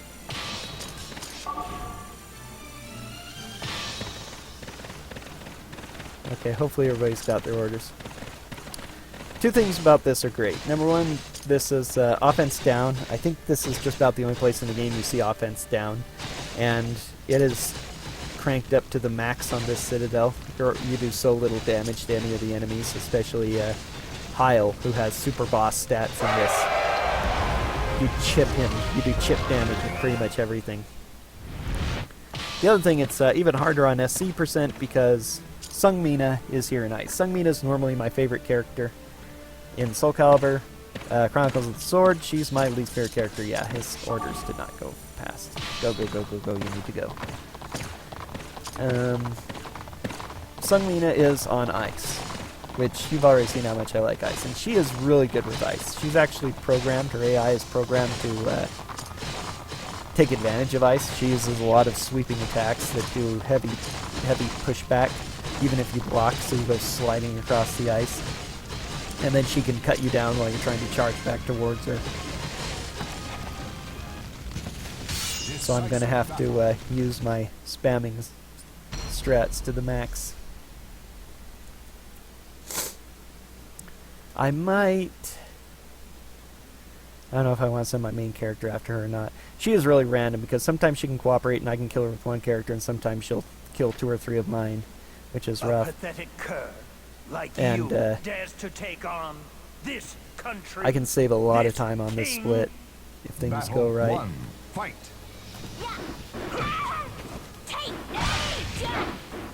Because it went so horribly wrong in my PB. Demuth is super easy. He's the king of Melita. We've come here to the capital of Melita, and King Delmuth is behind this revolution that wiped out the Haltese Republic, or most of the last remnants of it. 2. Fight. But that's interesting. One of the other characters that's usually here isn't here. She didn't, Anoretta didn't come and join after we got before. Must have been because of my slight delay, and that was bad. You can't get away. I'm messing up my combos here. But Anoretta usually joins here too, so I have a third character, but maybe it's because I didn't advance with all 5 of my characters. It's weird, small movements that can affect AI. Like I say, if you do the exact same thing every time, the enemy AI will do the exact same thing in response, but you vary it up in a small way, like having one less character in a particular group, or spend a little bit too long waiting to send them, and they will totally not do the what they're used to do. So Heil 3 is done. And that's why dancers are good, because dancers do that. Heil's really good at blocking the katana shoulder charge, so it takes a long time to beat them with the katana. So I'm going to... Somehow I still feel they're less threatening, so I'm going to stick to my usual strats, even though they messed up on me last time. They're usually reliable. Which is 4 characters here to guarantee that I can get Sungmino, or at least, you know, give me the best chance. 1 character to defend here against the onrush of enemies. And Rydia should be able to, with Dancer abilities, I should be able to take all these guys out. The last time I didn't, and that lost me a lot of time. Okay, that should be all 5 of them. Only 5 people can be in a group, so the other 3 behind there would just sit and wait for the Citadel to be taken, or all 5 of my guys here to be defeated before advancing. Yeah, Anoretta went on the offensive instead. That's interesting. I wonder. Come on.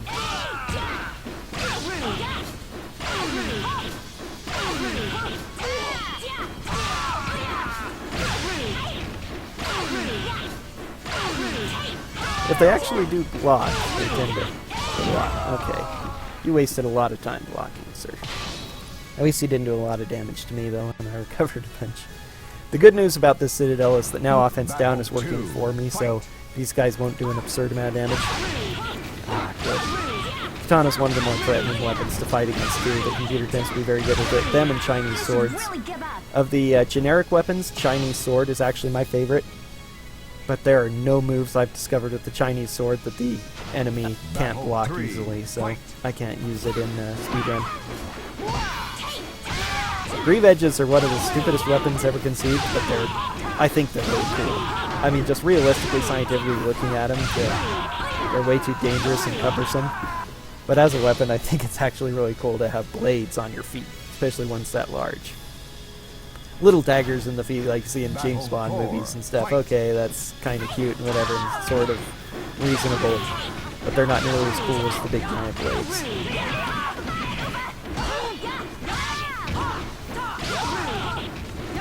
That was weird. You should really give up. Still, it's going a lot better than last time.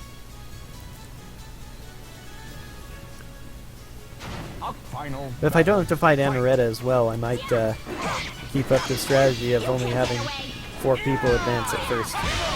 It's really weird sometimes. You've seen them in some of these maps when I don't advance all my characters at once, but it's really funny sometimes how advancing them in certain ways will manipulate the AI into more favorable maneuvers. Today, but who knows what'll happen next time? I love discovering ones on accident too.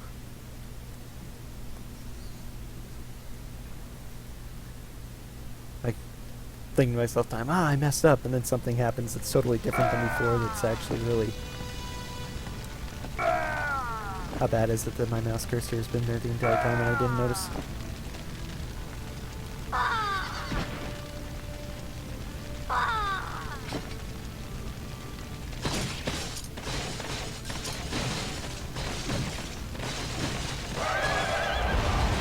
Okay, with the 2 of them, they managed to take that Citadel early. Hopefully they'll keep charging. Yes, they will. Good. Because they're cavalry, they won't be able to take my main Citadel before I take them out. They shouldn't anyway. Okay, are they all here? No, not quite. Now they are. Definitely want to make sure I don't have to fight another battle there. Looks like this is going relatively smoothly, though. Knock on wood. A lot can still mess up, but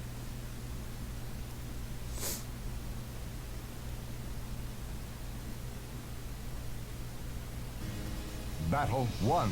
Fight. if I can get it just the right distance, they tend to, most of the weapons won't attack me before I get in range with the spin advance. That's why I always try to aim for, but it's a really hard spot to hit perfectly. Battle 2. Fight. It depends on the weapon too, and how much they advance to begin with. The sickle has a long range, so they'll attack more often. I have to be a different range. Oh, thank you. There we go, now you're turning yourself over to me. Like the destructible environments some of the walls have.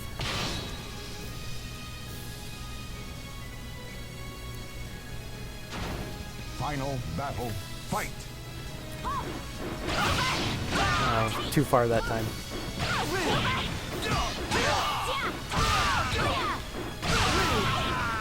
The iron sword, as they call this great sword, is also a long-range weapon, so it's troublesome as well. Usually he doesn't give me that much trouble, but I went just too far away this time. I must move on.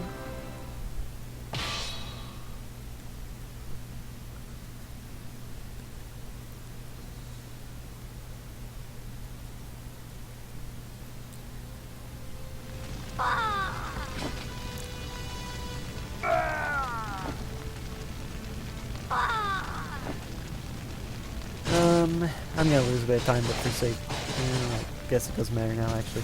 I was going to wait until they defeated Sungmina to send any of my guys in advance, but they have just engaged Sungmina, so now if we can defeat her, everything's hunky-dory.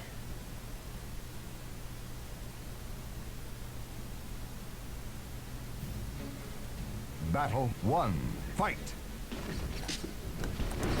Ice, ice, ice.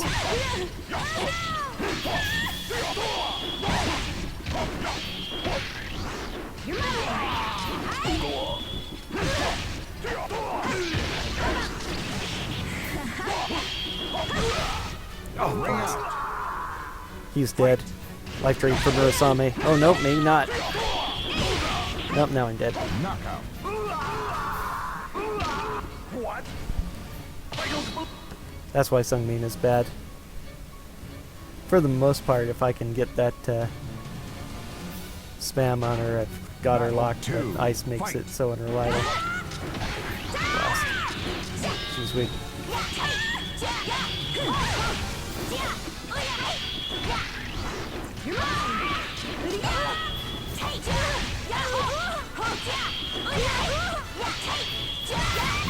There we go. Not bad.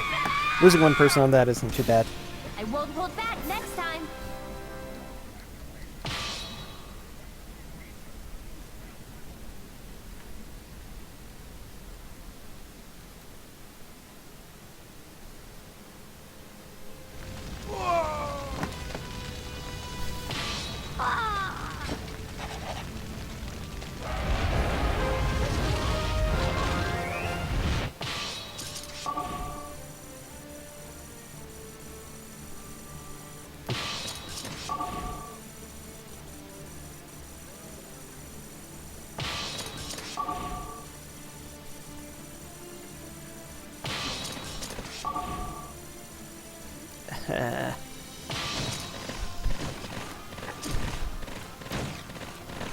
Kyrkis could kill me here. We'll see. Kyrkis is another one who engages you automatically when you meet him. So it saves me a bit of time since I don't have to load up my character or wait until I know that I'm absolutely in combat with him.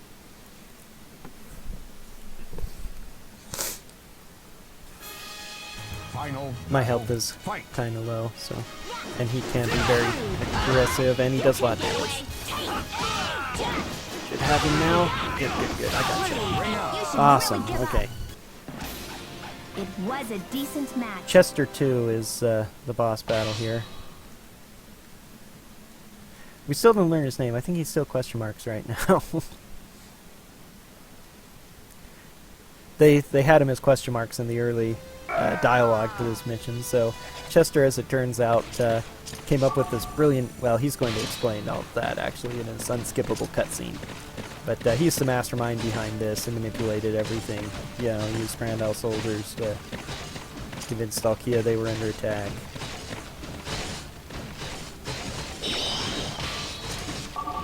Every time you fight Chester, he has a different outfit on. Kind of interesting.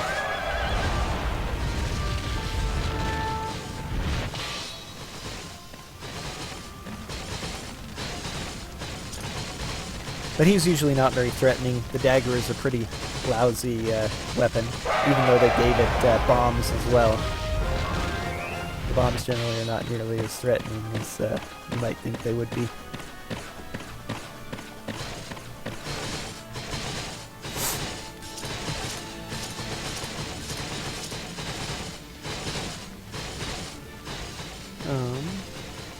Did they seriously just stop there? I really don't understand how they're programmed sometimes either. Most of the time that they're charging like that, they're trying to take my citadel, which is semi-threatening, but taking a couple citadels behind me loses me a tiny bit of time, and a lot less when you consider that I don't have to fight them. It loses me no time at all. You know, gains me a bit of time versus them charging me. Yeah, if that manipulates Honoretta so I don't have to fight her, I'm going to have to do that more. Surprised? Well, it's just as you see. I must protect this country. I had this brilliant plan of pitting Grandal and Dalkia against one another, and then rise to power during the resulting chaos.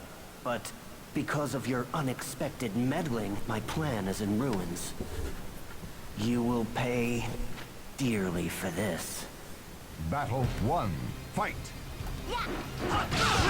Thank you. GG. My health was low, so I was a little worried, but he gave me a good pattern, so easy victory. It Huge was a time save. decent match.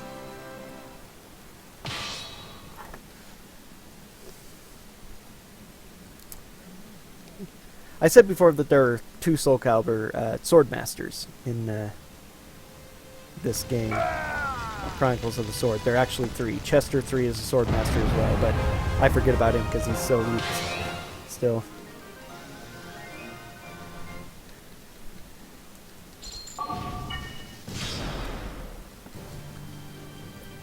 Okay, good pace. Decent pace anyway.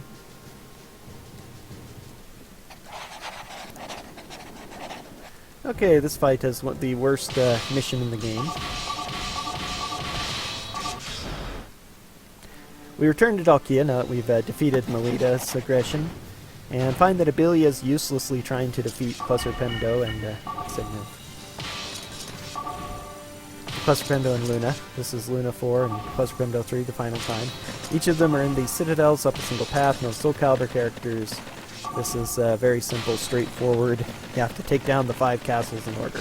And here you see their elements at full force, and they declare them as well. They have unique citadels here you won't see anywhere else in the game. They're actually combinations of 2. These 4 are anyway. She has reserve offense up, which you'll see a few other places, especially on Soulcalibur %. Reserve offense up means you do more damage as your health gets lower, so they're always dangerous, even if you've got them nearly low health. If you let them go, they'll kill you in 3 or 4 hits if you leave them nearly dead and don't finish them. But these unique missions are combination missions that are 2 combined. Loopy here has Cruel Sword, which is all unblockable, and Blast. Blast means that you do increased knockback with knockback attacks, so it doesn't matter very much. That's why you've got little sparks flying off of me, because I'll get knocked back. It was a decent match. But even with all unblockable, she's usually really weak. All unblockable isn't as threatening to my playstyle as you'd think, because I'm not good at defense anyway, so if you're hitting the enemy, it doesn't matter if you can't block their attacks, if they can't attack. That's the strategy I use. Serves me well here. Next is Hildo, who's very annoying because she's on Sacred Field. She is water, so she gets Ice and Cure combined. Cure is a minor annoyance, usually not all that bad because I usually fight aggressively. It works better with Ice though, since I can't just spam. Interestingly, she has a very weird AI where she's very, very strong against just normal attack spam like I've been using on most ice enemies. So I have to... It's actually absurdly still more reliable to use my usual spin moves and shoulder charges to defeat her. Although not nearly as reliable as they would be normally, which makes this a slightly frustrating fight. Luckily, she tends to be less aggressive when you use those, though, so... The thing is that attacking her with horizontal spam tends to manipulate her into fighting back a lot more. Though it can sometimes really work.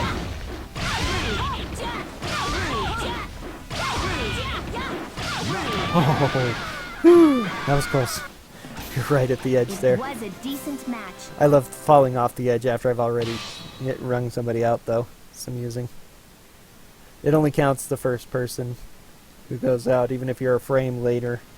Falling out doesn't count, like that time that I spin kicked myself out of the ring.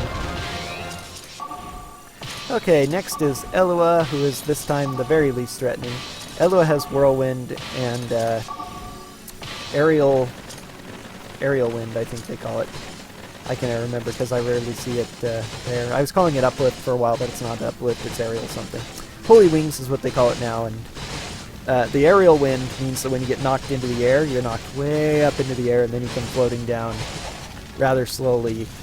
Not like super slow feather style, but you don't fall very hard and fast and take damage when you hit the ground or anything. You're just up there a very long time, way beyond even grappling point. So it's very annoying in a speedrun, but luckily Elua can't even use that very much. She has like one attack that knocks you into the air, and she doesn't use it very often. So I never see it happen. She has a very powerful Whirlwind, which is a little more annoying because it shifts you around and back and sides and stuff, and can knock you off the edge easily.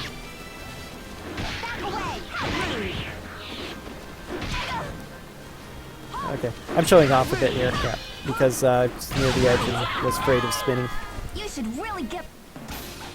It looks like So I wasted a little bit of time with that fight, but it was better than going off. I'm usually not in danger of falling off too much, but the wind can do that to you. There's only one map in the game where Whirlwind is really dangerous to me, and the Dancer actually makes it moot. It's dangerous to almost anything else I've ever used, but the Dancer spin move is actually ideal for that, and we'll see that in Chronicle 16. But now's the hard one, because AG is Earth and she is Impregnable. Impregnable means Quake, which is bad. You haven't seen it yet, but it's bad. Whip, Wave Sword, Atropos. And she has Guardian Force, which is very bad. Guardian Force means you don't react to anything. You don't react to anything. You don't react to anything. And I keep repeating this because it's huge. It means that no matter what I do to them, it just isn't affected. It doesn't do anything. It does damage, but she doesn't get stunned. She doesn't get knocked back. When she blocks and you hit her and she's blocking it, she doesn't take damage and she doesn't react as if she blocked. She just stands there blocking. And if she's taking damage, she's standing there taking damage, which means that she can easily just hit you while you are acting. There's one exception to this rule, though, which is what I'm doing here, and that is attack throws. Attack throws are certain abilities that, that's Quake. Every 3 seconds, if you aren't blocking or in the air, you're stunned. There, I jumped in the air, actually, accidentally, so that avoided it. But you can see, yeah, I'm hitting her, I'm doing damage, but she isn't reacting.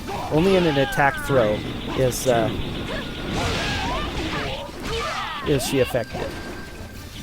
Attack throws are certain attacks that, when they hit in a certain position or as a counter hit, they will transfer into a throw command right afterwards, like that. This is just about the most reliable attack throw in the game, so it allows me to beat her. Otherwise, she will just stomp you, because while you're trying to do damage to her, she's ignoring you.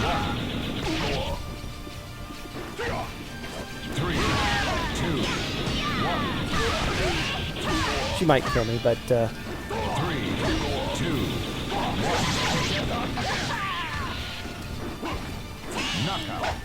luckily she does damage to herself when she attacks too, so generally you have to just wear her health down. But Wave Sword there makes that doable with one character. Otherwise all I can do is just try to spam attacks and try to get her to use a big attack that leaves her open for a while, so I have a chance to do some hits without her counterattacking. It's really annoying, but attack throws, we'll do that. So I back my dancer off because I just don't want her to, she'll just get slaughtered. She won't be able to do anything. Equip Katana again. And now I'm home free. Depending on how it goes, Luna might be able to kill both my main character and Cyan, although it almost certainly won't be Cyan who would follow my Rydia. But yeah, that's that. Decisive battle. Now is the first time in the next 5 Chronicles, 3 times the final boss is going to give us the same line when we show up.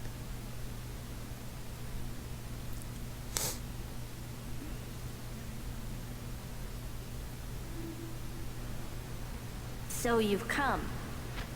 So This you've time, come. it will not be like our previous encounters. See if you can defeat this sword. Battle 1. Fight. Somehow Luna got her hands on Soulcalibur. This is some sort of very minor plot significance, but they never do explain what the 2 swords have to do in this story. They don't seem to have much of a history or anything, they're just kind of there. I'm sorry, but I must move on. And there's the implication that Emperor Strife is manipulated because, spoilers, he has Soul Edge, and so that's one of the reasons he goes evil or is evil or whatever, but they never explain it. They're there. It's this Soulcalibur game. You have to have Soulcalibur and Soul Edge. I think that's the main reason why they're there.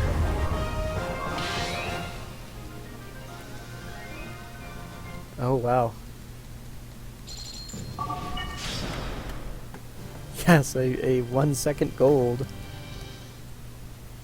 Okay, this was the other mission that I did really poorly on. So if I do it right, I should be fine this time. Let me see.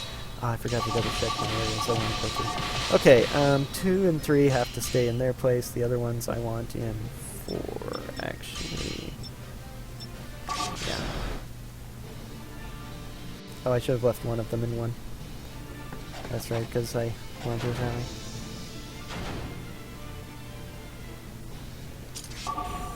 I wonder how I'll change the AI because I didn't start in the same places. Okay, the 2 Soulcalibur characters here are Raphael and Cassandra. Did I... Oh, crap. No, is he there? Yeah, it's... I'm worrying about the wrong things. Yeah, I did. I messed up. That's gonna lose me a bit of time. Well, so much for making up the time that I lost. I was supposed to leave 1 character right there, so I thought I was, and I missed that. They would advance on Cassandra here quite easily. But, oh, I'm leaving her here? That's different. I usually don't do that.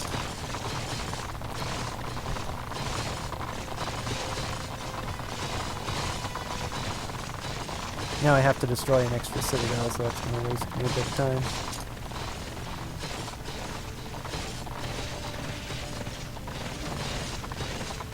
Oh, whatever.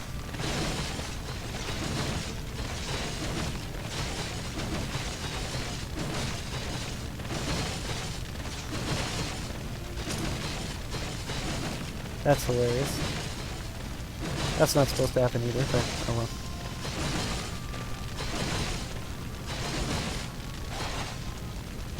Decisive battle.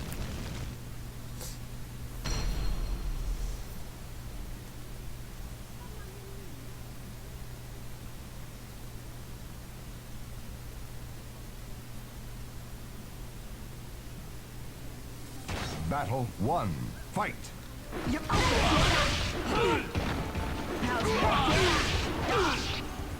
out.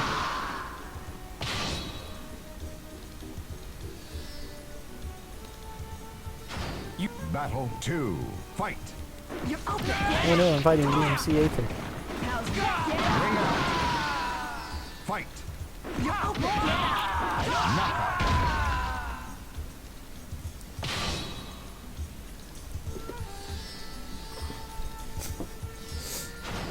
Battle 3. Fight.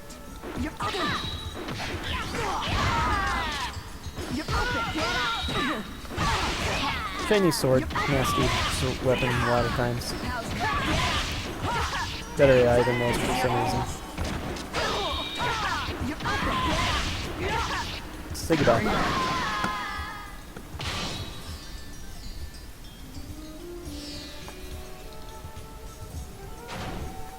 Battle 4. Fight. Rats. And that's about as deadly as rapiers ever get. First fight, they'll do that.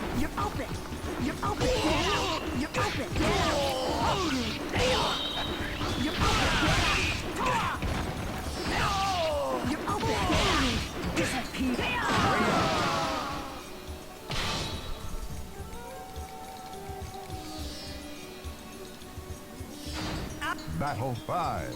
Fight. And characters. Once again, if they're not involved in a cutscene, the bosses are usually supposed to go last. But most of the time when you have bosses, depending on the main citadel, they, with multiple units, they're cutscenes. You're not going any. You're open. You're open.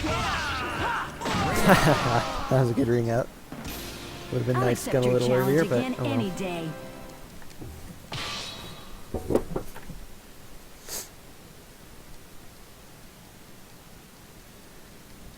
Okay.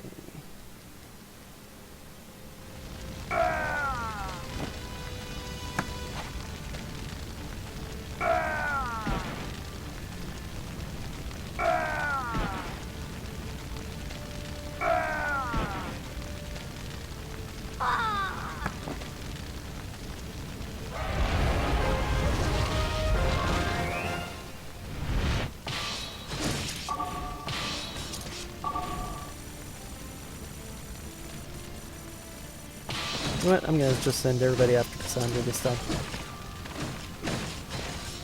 Oh, you are supposed to be battling him. Like I say, a lot of these people have pretty interesting, unique outfits. They put a lot of work into making a lot of custom characters for this, Chronicles of the Sword. A final battle. Fight. Some of them look really weird, but a lot of them are pretty good.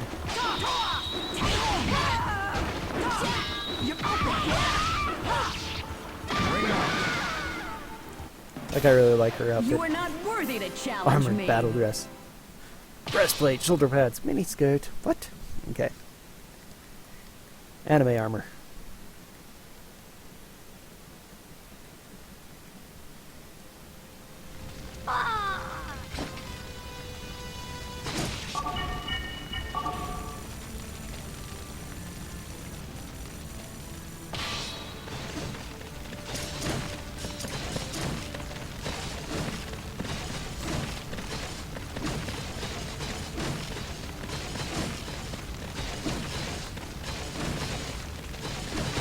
Knights are so slow. Knights do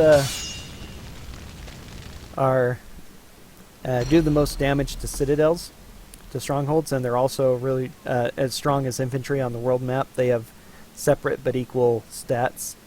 Like, I think the knights do more damage but take more damage, and the infantry do less damage but take less damage. So basically, they neutralize each other and out on the map. But they are super duper slow. I have never will use knights because they just travel too slow on the map. Totally know with it.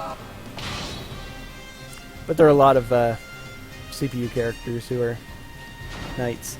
Sadly, you can't change unit type on the world map. You can only do it between scenarios.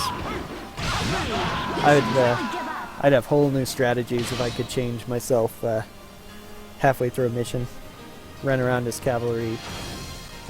Then as soon as I get near Citadel, switch to bandit. Or switch to knight, actually.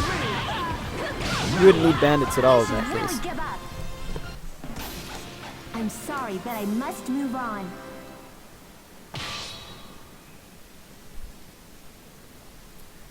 Okay, this defended, now she can join the push, so that means that uniquely Rydia is going to be fighting Cassandra. Okay, that's interesting.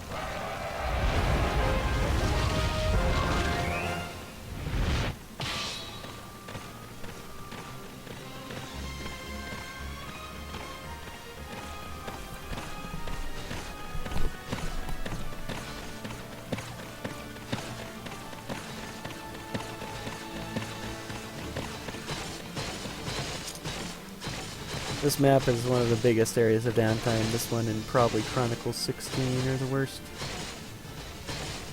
There's a lot of map to run through and a lot of enemies, but they come in big, huge spurts at the beginning and then the last few before the end, so...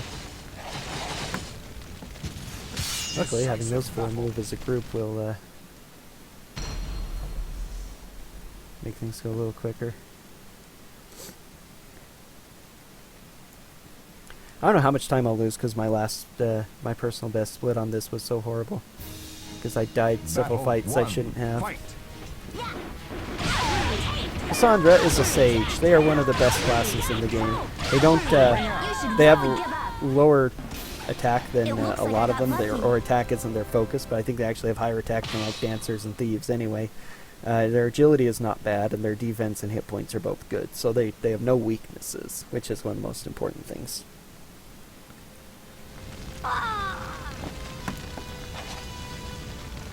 Defense as their strength is one of the least important stuff, but still, they have a good collection of weapon skills as well.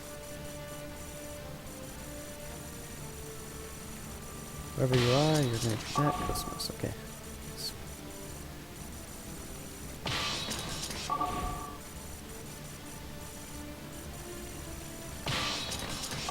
Once again, I'm not sending everybody as far in advance so that I can minimize the number of times I have to give orders. Save time.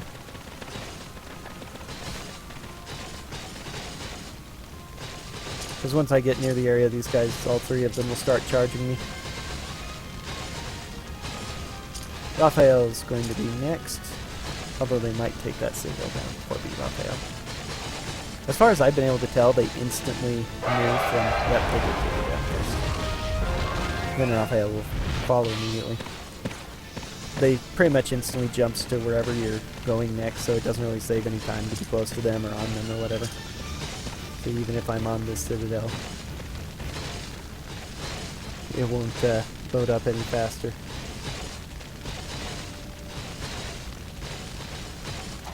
Takes just as long to zoom in from there as it would if I were on the other side of the map.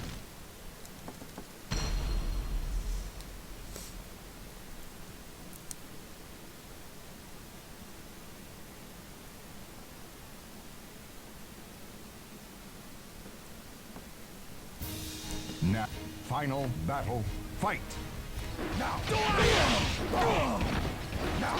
The guard break mission status, so all your attacks with guard break, is one of the few glitches I've noticed in this game. It's not one that's easily enough to exploit, but if I could figure it out, it would save some time.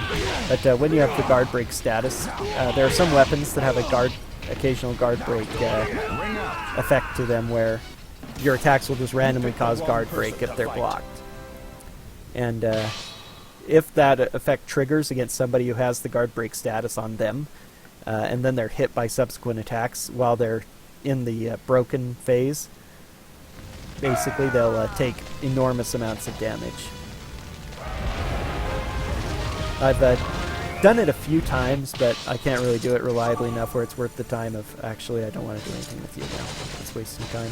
He can't get anywhere close to contributing by the time I take these other citadels down, even with the time I wasted before. But it'd be neat if I could show it off ever, but it's just not worth the time because it's not guaranteed to happen. Not by a long shot. I might have like a 10% chance of getting it off. It would save a little bit of time, but not much more than I'd lose anyway.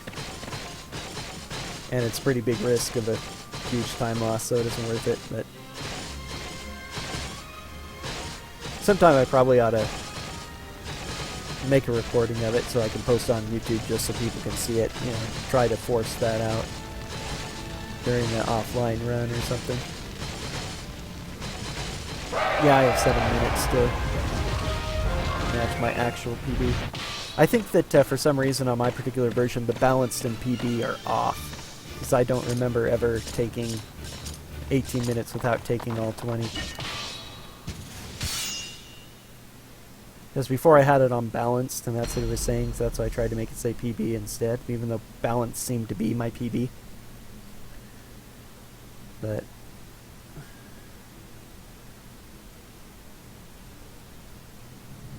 Final I guess I battle. need to fiddle Fight. around with it a little bit more and see if I can figure out what's up with these.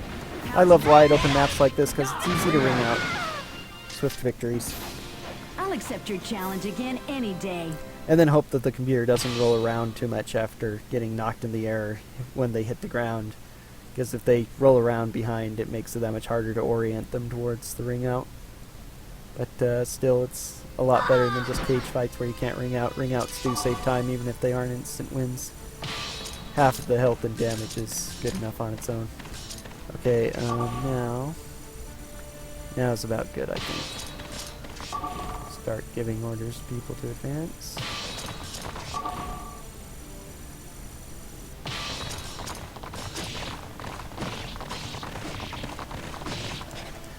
And Rowan automatically starts fights with you in Rowan 2, so I don't even have to start the battle.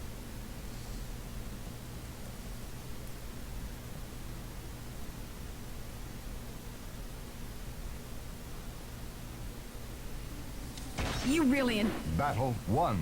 Fight. You're open. How's Gotcha! You're open. You're open. You're open. Darn. Going up against the wall instead of out. There we go. Almost pointless now. She's so low health, but still saves a tiny bit of time. Final battle. Fight. Unlike a lot of role-playing games, I don't bother to Fight. minimize the number of characters and the names that I give them. It doesn't do any good, especially for the non-4 main characters. It takes no time to load their names at any point anywhere in the run, so it doesn't matter if it's super long, like go go go go go go go go go, or a single letter. And on any others, even on the main character, the only place where her name takes any time at all to draw out is in the openings to each scenario, which are to each chronicle, which are really small to begin with. And I've not noticed. I tried it, and the one time I tried, I thought maybe I could save like 2 seconds doing this. Let's see, what am I doing? Edit layout settings. This is really throwing me off the personal best.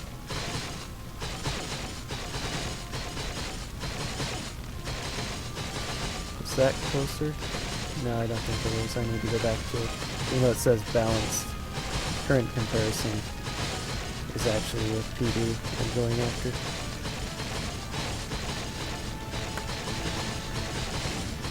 Yep. Decisive battle. I didn't lose as much time on this as I thought I did then.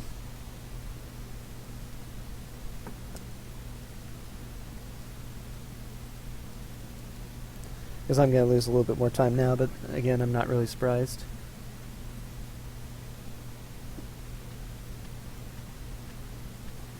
So, you've come. Worthless servant of strife. So you've come You shall again. pay with your blood. For daring to defy me! Battle 1. Fight.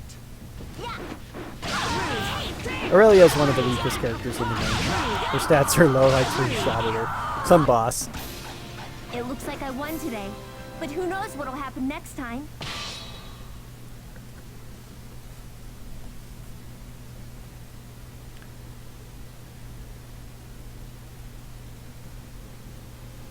And with that, we won the war. We defeated Dalkia, we defeated Melita, Haltis collapsed, so Grandal Empire is the only power left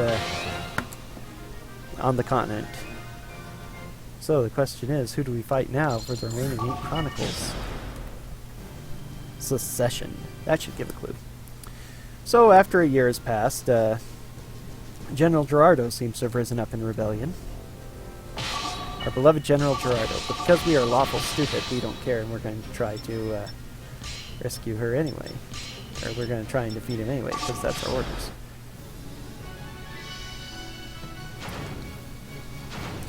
Trying to try a new trick and see if it saves any time whatsoever.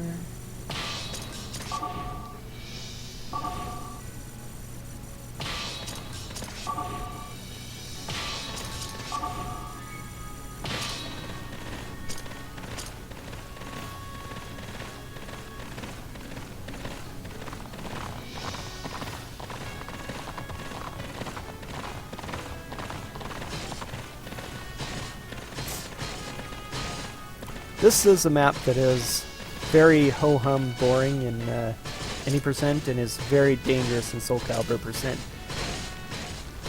Not really so dangerous to wipe me, but well, pretty much very little is. There's nothing that can end a run in Soulcalibur. It's impossible because even if you lose, you just restart the scenario. You can restart the Chronicle, and you even keep any experience you gain during Chronicle. So you can grind, I guess, by constantly losing if you really feel you need to for some reason. But you can lose a lot of time if things go wrong. Anyway, this is our first Spoony Bard, as I call them. Because there are two characters in this map who use they're dancers who use tambourines, and they are very funkily dressed. So even though it's not technically correct, probably the only good role-playing way to refer to them is Spoony Bards. Fight. Choose one of those.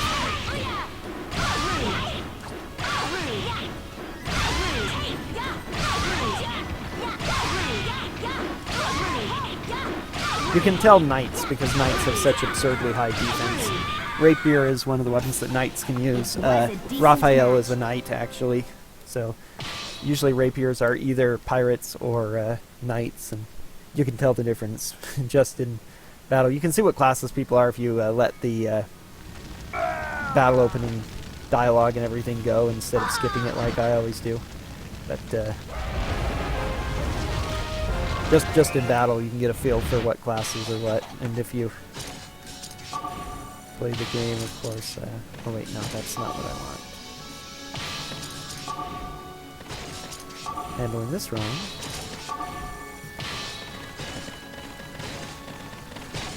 But you definitely get a feel for certain characters and who is what when you play the game enough.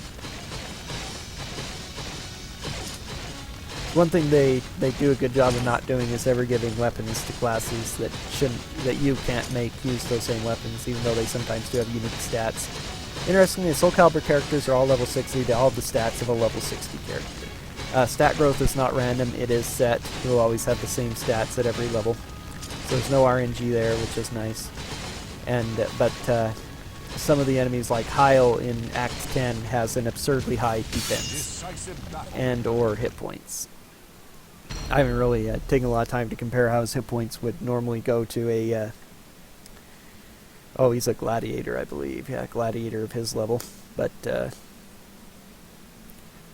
he takes less damage than Anaretta the Knight, so you know that his stats are too high.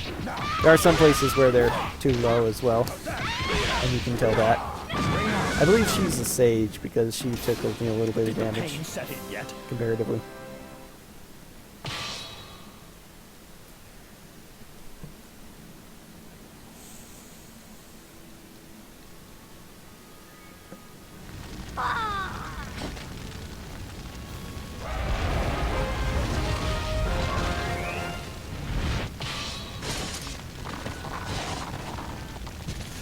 Decisive battle.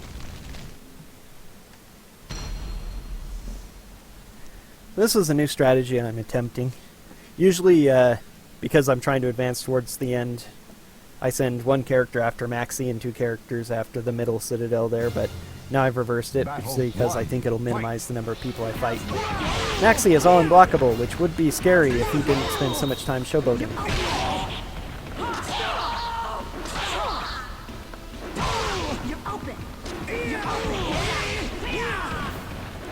Shouldn't have done a kick there.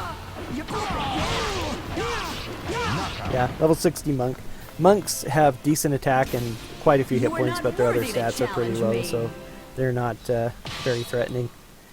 And again, Maxi can be really good in the right hands, but the computer spends a lot more time dancing with him than chaining his combos together. So all unblockable. It's kind of funny, you know, some of them like Sungmina and Cervantes are programmed extremely well, and then some like Maxi, even though they're Soulcalibur characters as well, are not programmed well at all.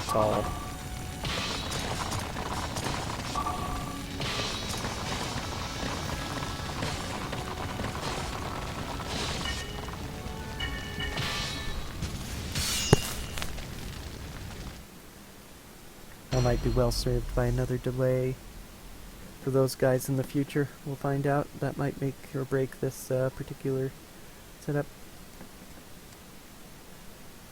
Luckily, I'm up against another horrible split here, so Final battle. Fight. Now. should be able to get a good read now. Yes.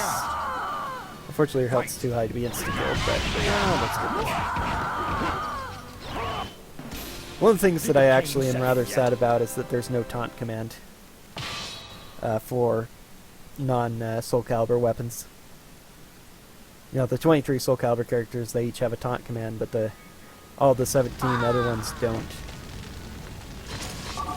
The Sword and Shield actually has an equivalent that charges up weapon. Nope, this works perfectly.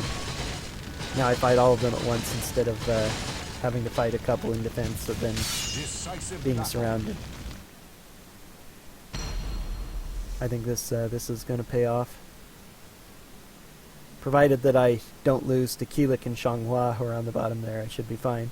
Keelik and Xianghua have reserve offense up, which, as I say, can be potentially threatening, because if I lose my... if I let them hit me when they're low health, they just start destroying me. First time I did this, I went ahead and attacked them with my Dancer, and I got lucky and beat them. But that's... Spoony Bar number 2, Leshy. The next time I did this, I got stomped early and lost a decent amount of time, because I had to recover by sending my guys back from the main citadel to go to there. It's a there's a huge variance of risk reward here. Battle 3. Fight. Sending one character down after them is high risk, because you know you can just get stopped with one character. That can almost always happen. But the reward is huge because it saves a huge amount of time to not have 2 people down there way out of line. It just takes way too long to get through this scenario with only 2 people in the main stretch. In Bridge to Hatred, blast.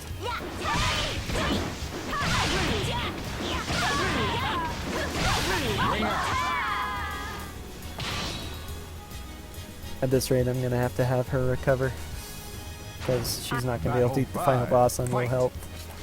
Final boss in this scenario has a really nasty mission and is really good with it again. Here's the second character with Karen's with Cosmos' hairstyle. It looks like I got lucky. I didn't get lucky, I got pwned.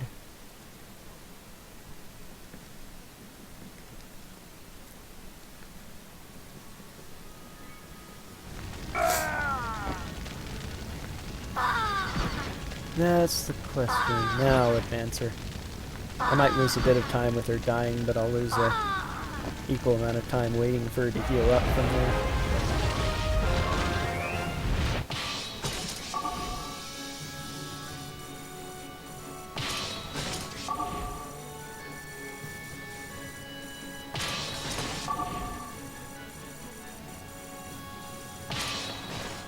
So yeah, Keelik and Xianghua are down here together, as you might expect. I think they're the first pair of Soulcalibur characters I've had to fight yet, you know, all at once. There's one other pair that's together. Yeah, see, any percent very uneventful, I'd normally be expected to win any percent. But having to fight the Soulcalibur characters takes a lot of time out of this one, because of how spread out they are. It's rather annoying that starting Chronicle 13, 14, and 16, they don't give you access to all your characters, all 5 of them.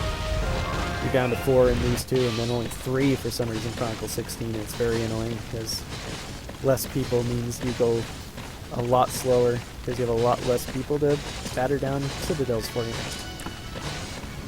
Okay, here come Keelik and Xianghua. Pray for good luck with them.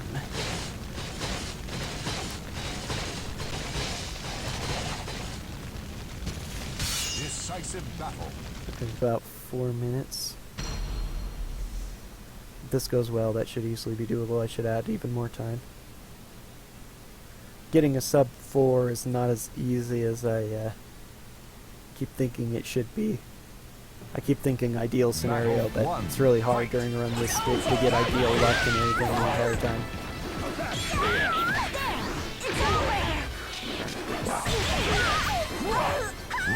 Good, good, good. Just that life drain is so powerful. It's one of the reasons why Final battle. Fight. the katana, it's a big reason why the katana is such a reliable weapon, because even if you get unlucky and start taking some damage, you can recover easily. Get so much health back so quickly. The amount you lose is very minimal. There's few times where it's a bother, and that's usually when you get hit with a ring out and you have only a sliver of health left, because by the time you can start the fight again, your life will drain away usually. That was a good fight there, so should take me only another couple minutes to... I should gain at least 30 seconds on this. I think that strat is pretty good. Because I didn't have really bad luck last time. There's nothing really horrible about my PB. Although I lose a bit of time because of that citadel being conquered. But I saved it by not having to reload. I have to wait for this one to get chunked down. But yeah, these maps where you don't have the full complement of people to chunk down, because the citadels get more and more hit points pretty much all the time. Strongholds, so it takes that much longer.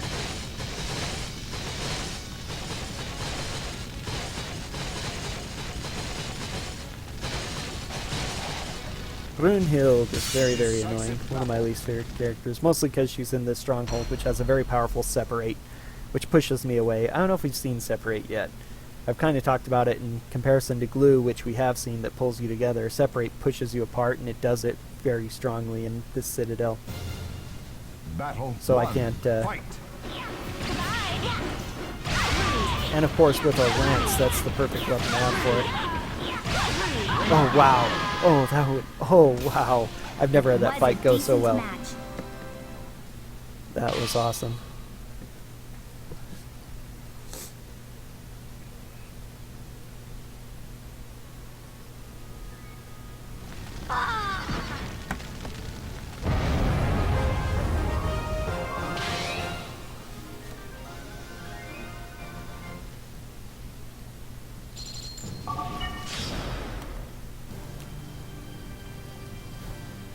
Saved a whole minute there.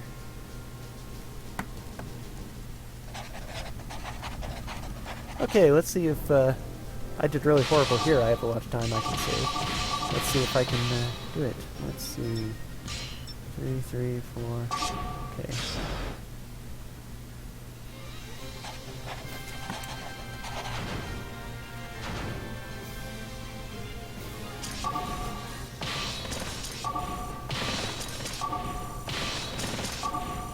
This is another strategy I kind of discovered on accident, and I did it one personal best to go. It was a little while ago, and then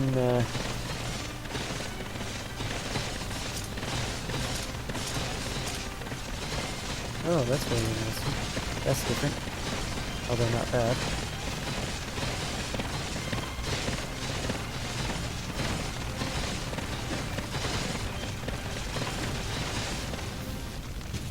Decisive battle. I'm adjusting on the fly again. This is a scenario I need to practice a lot more to figure out.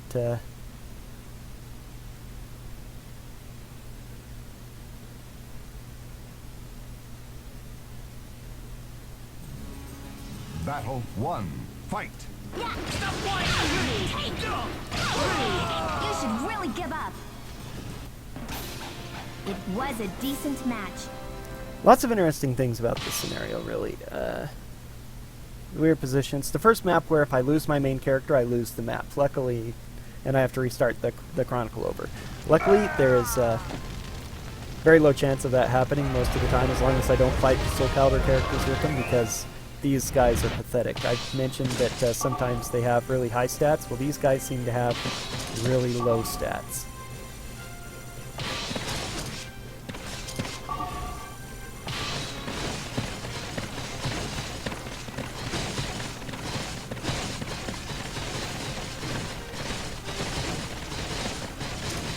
So, fight all three of them. And because of that, they're really easy to beat. As you saw, I two-shot at that one. I should 2 or 3 shot pretty much all these guys, even the knights. And it's just they have weird AI that is very difficult to manipulate properly because they tend to do random things. Usually, I end up fighting these 3 guys with my soldiers going after Mitsurugi down there in the bottom right corner. But This is gonna be Battle 2. Fight. this time around, I managed to slip past the first guy who I normally fight at the corner, and all 3 of them came charging towards the main citadel instead of going after him, possibly because of the fact that I brought my main guy out of the main citadel. And you are really annoying me.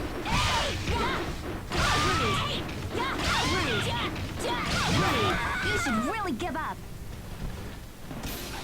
It looks like I got lucky. That's level difference, 42 versus 14 in these guys' horrible stats. Even after hitting me that much, it didn't affect my hit points that much. I'm in very little danger of dying.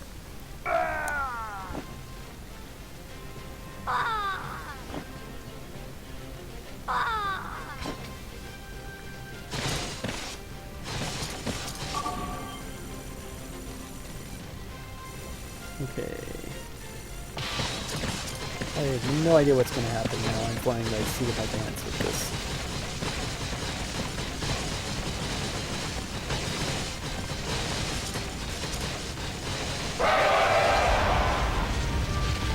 It looks like it still isn't going to work out as well as it did a couple times ago when I worked accidentally. Yeah, they're probably all going to come into here. Or a lot of them are. Wowee, that's quite a storm.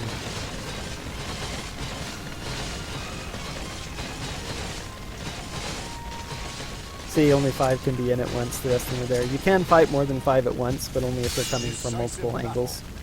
Because then the groups of 5 will all combine together, but of up to 5. But since they're all coming from the same lane, this is all I get.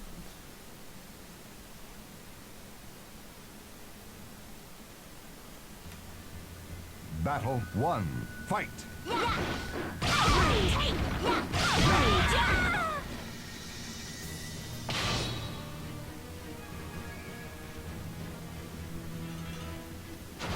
Battle 2. Fight. You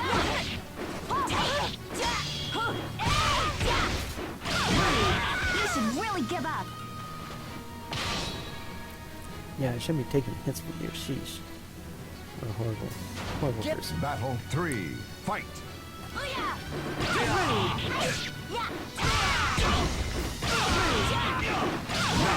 You should really give up.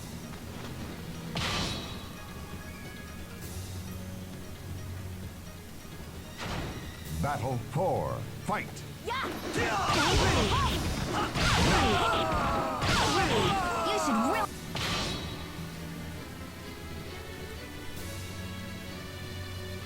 Please. Battle 5. Fight. You should really give up. It looks like I won today. For the But who most knows part, my what'll dancer happen is next killing time. these guys even faster than my swordmaster, which I'm actually used to. But it's so easy that I really ought to think about using them more. It's just a natural. I'm neurotic in some ways and paranoid, so I tend to not want to use my main character if there's a chance of losing the scenario from them dying. I want to avoid scenarios where I can lose the Chronicle and have to start it over.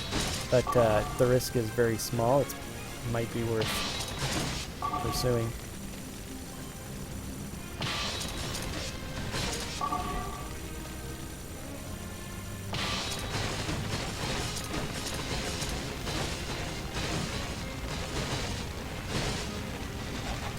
This is the only map where the Soulcalibur characters interact with the map, interestingly. Mitsurugi, Ignis talks to him as if he hired Mitsurugi for this, which would make sense since Mitsurugi is a mercenary. You can handle this one!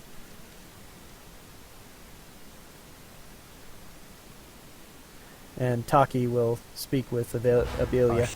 Final I was battle. almost going to say Fight. Taki would talk with, but I don't want to do that.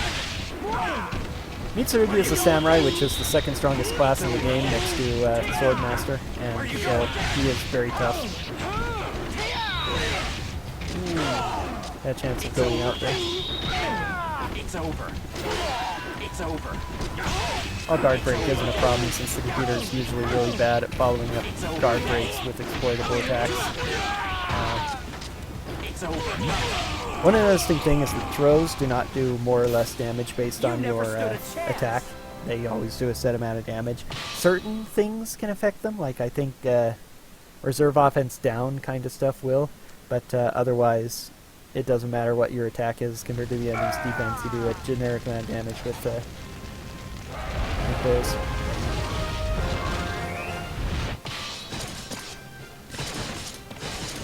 Oh no. Now he should, I hope, be able to make it through here before they take that citadel. If so, that'll save me a lot of time. Yeah, it's gonna be close. 5, 4, 30, 20. Oh, he's not gonna make it. Jeez, so that's gonna waste some time.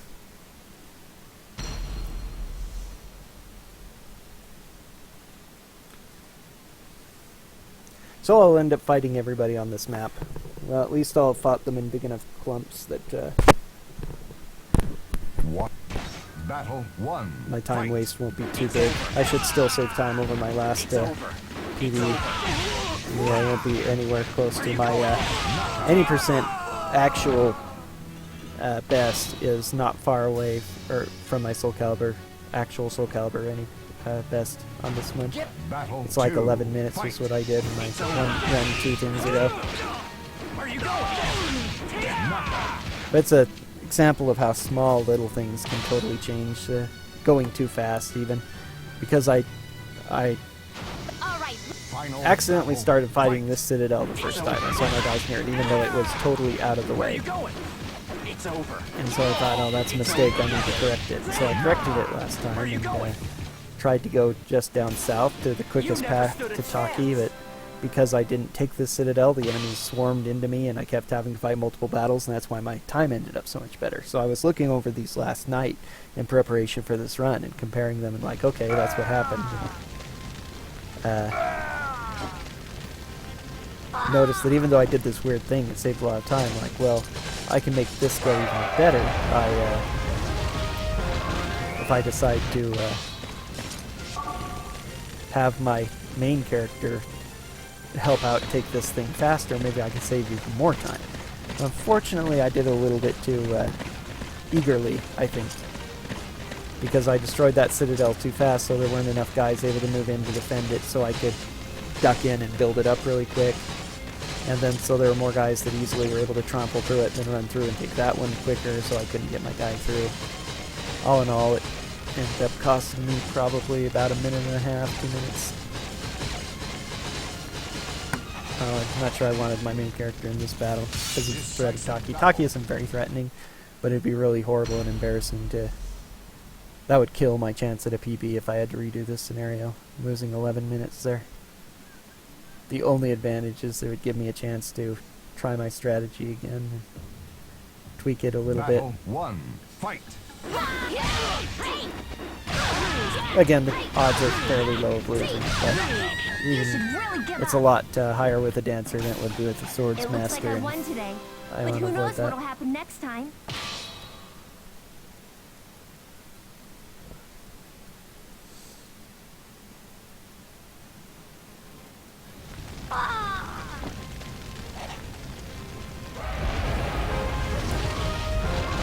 So Taki was telling Abelia that she was possessed by the cursed sword. I'm not sure I agree with that. Abelia's a little crazy, you know, she's very lawful stupid. I'll obey the orders of Grandal no matter what, but I don't think she's ever handled Soul Edge. Whatever. It is interesting that they actually interact though. It's just strange that they're the only ones where other characters have dialogue with them. Ooh, I'm still gonna end up losing time, huh? Yep. Wow. Yeah, fighting every battle was not a time save. As you might expect. Darn, this was a big chance to make up a lot of time, so I thought. But once again, it's just like last time actually. I came up with what I thought was a new strategy, but ended up not working. Decisive battle. Well, whatevs. At least I'm still ahead of schedule.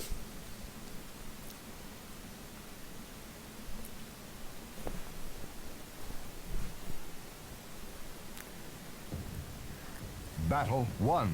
Fight. You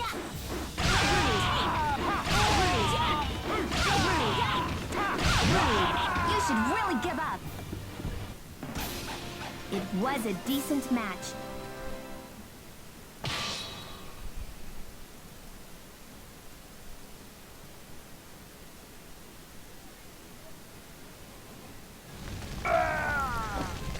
Well, in any case, the little derps I'm making in this do mean that I'll still have a chance to get a decent PB next time.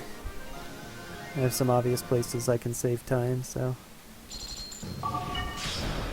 And you know, not just like, oh, I had a rough scenario here or there. It's things that should be easily fixable once I finally get Chronicle 14 worked out perfectly.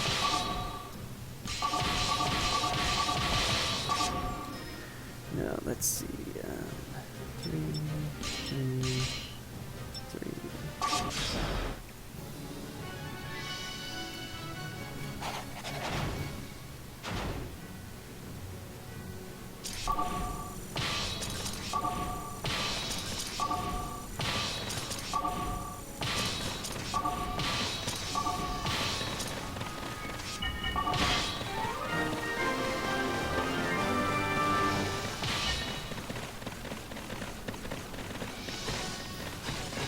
Okay, I have to defeat Gerardo, and I have to defeat the 2 Soulcalibur characters, Voldo and Yoshimitsu.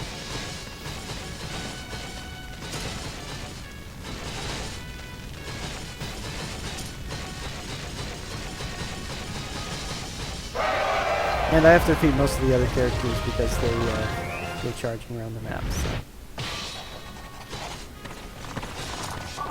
Oh, I did the wrong one this time. Oh, once again, I blew it.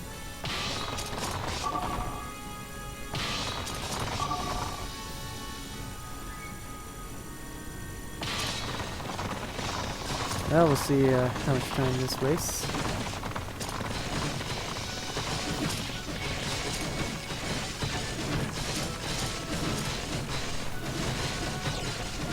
That's where I normally start in any percent, because I don't need to fight the Soulcalibur characters. But usually on Soulcalibur Sin, I'm supposed to come up this route so I can easily get to Voldo, pass through here, easily get to Yoshimitsu, but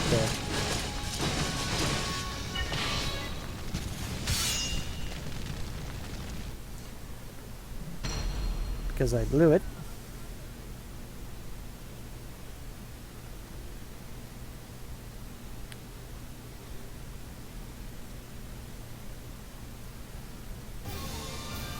Battle 1. Fight.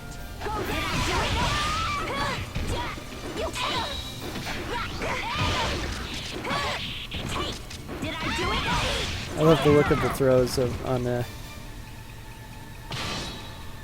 shiny sword. It's one of the reasons I like the weapon so much.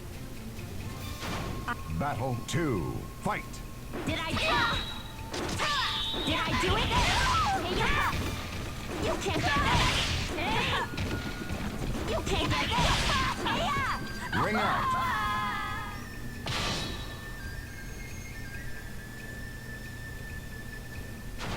Battle 3. Fight. Did I do it? You can't get it. Ring out.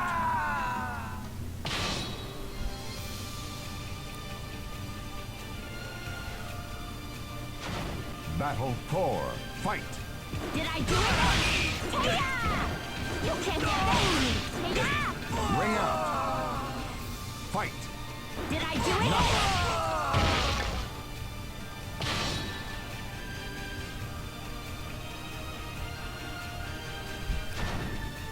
Final battle.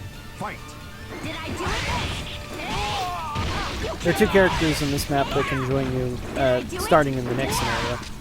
Did I do it? And just like in Chronicle 3, they're determined by the order in which you beat them.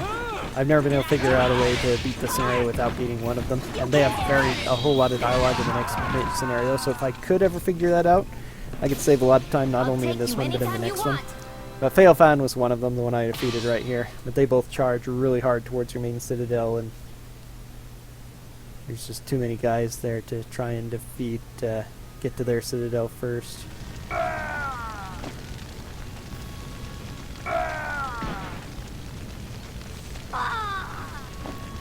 Now the question is, how risky do I want to play this?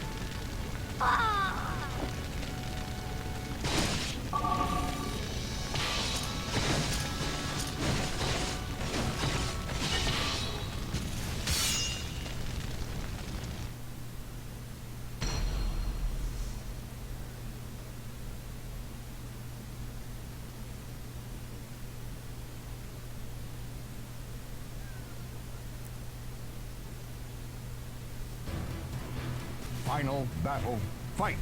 Did I do it? You can't get it! Knockout! Be careful from now on!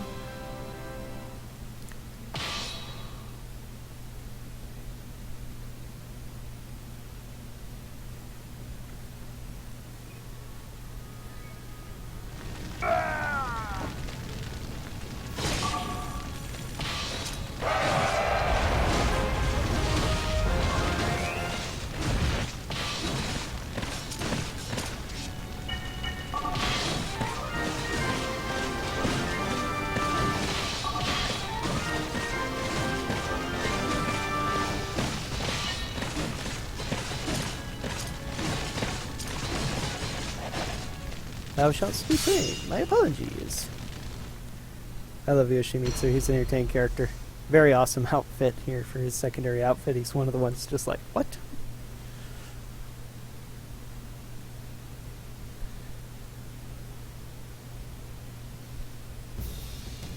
Final battle, fight!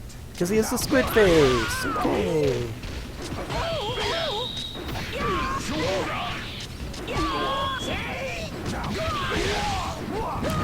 He was trying to ring me out, but I got him first.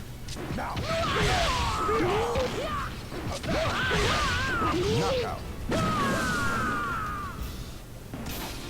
I'll accept your challenge anytime.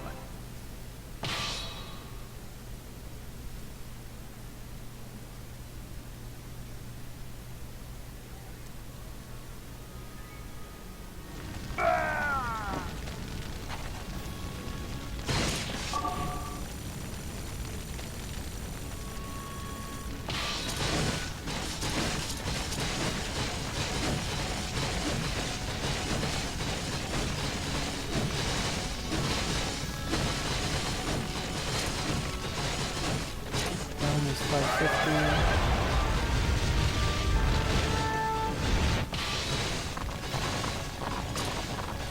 Yeah, it's not worth the risk. I'll need to go back and fight them.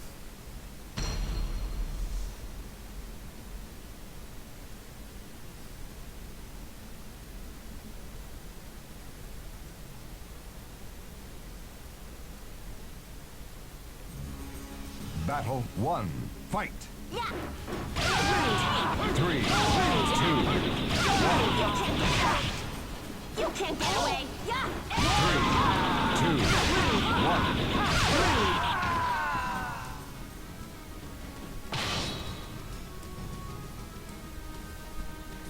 This is very annoying. Be fighting them on quick. Usually when I mess up, I fight somebody relentless. 3, 2,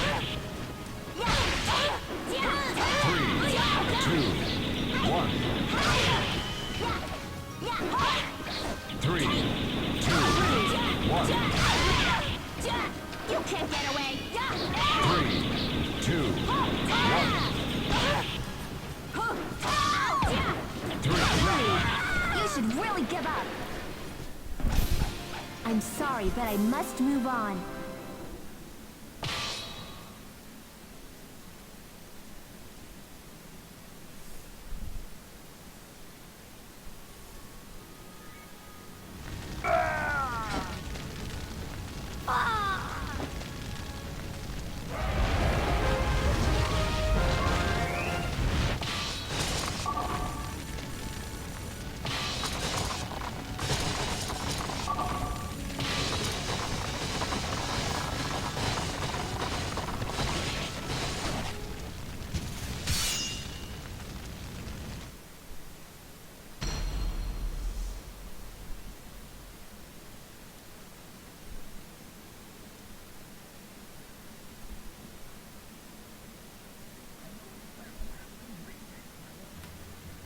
Final battle, fight! Did I do it? You can't get this! Did I do it? Yeah! Ring out! Fight! Did I do it? Goldo's a dancer, so his stats are generally pretty low. I'll take you anytime you He has want. level 60, but, so they're not super duper duper low, but, yeah. He's not that hard to beat. He can be very aggressive and a pain, but for the most part, he's doable.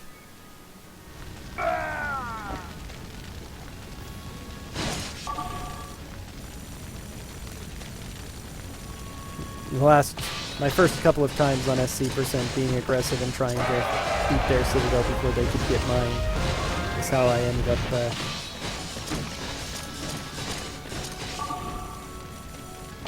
losing the scenario and having to redo it.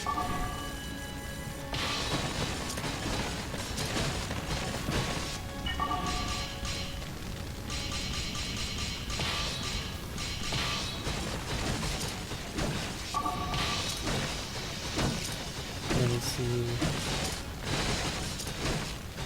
200. I don't know. Maybe I'm going to get this done.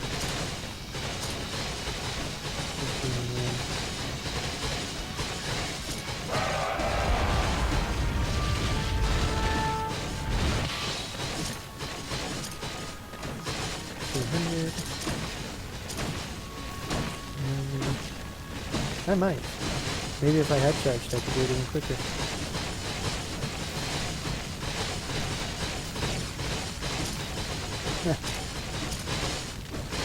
Okay, yeah, if I had actually sent my main character here with the rest, I would have been able to take it anyway. Well, after being burned too many times, I needed to play it safe. I actually might save a bit of time here.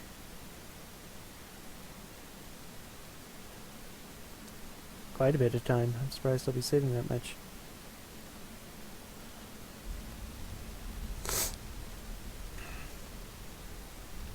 So, you've come. Battle 1, fight!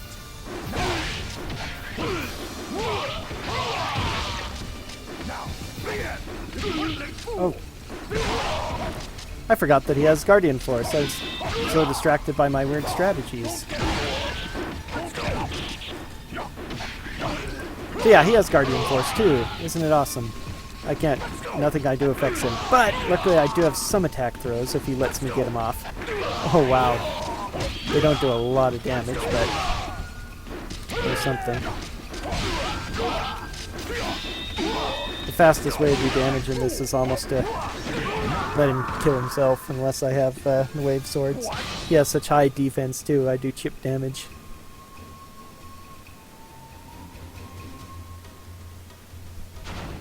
Battle 2, fight! But he does damage to himself. It's over. It's over. Whoa, that was weird.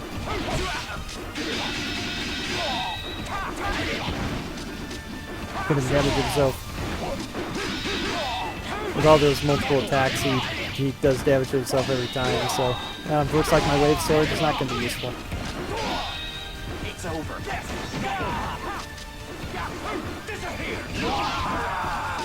I wonder, the person who fights, the bad part about Gerardo is the person who fights him tends to be random. I've never been able to figure out if there's any way to determine that. At least, you know, my main character never fights him first, and it's always somebody else. Ring out! This fight actually isn't losing to people. It's not going so bad on this fight. I'm still looking at a 6 minutes. I'm going to be ahead now. That's nice. All right. Battle 3, fight! Now I finally get it. I have a 50% chance. Of course, it's a bit late to be useful.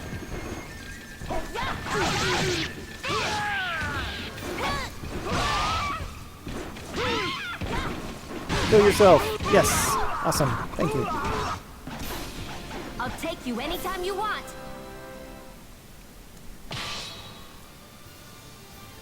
Now the longest cutscene in the game, and that was the third You site are you've come strong. to. Guardian But Force you do is not such a yet know pain. where to direct that power. Right now, your I'm strength just glad they is didn't give the final controlled boss Guardian by Force. You'd others. never win. Think for a moment.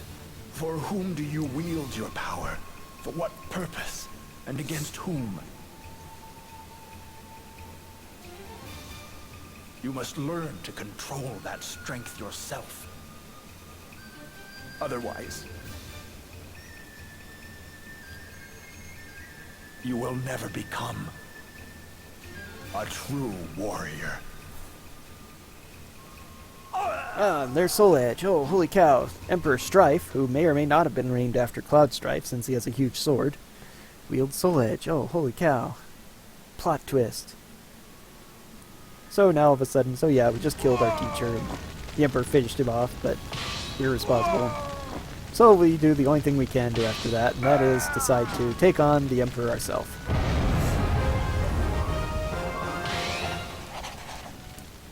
Abelia's like, oh, we defeated the rebels, I'm returning to base, and she leaves. Yeah, who cares if it was General Gerardo. Nice time save there.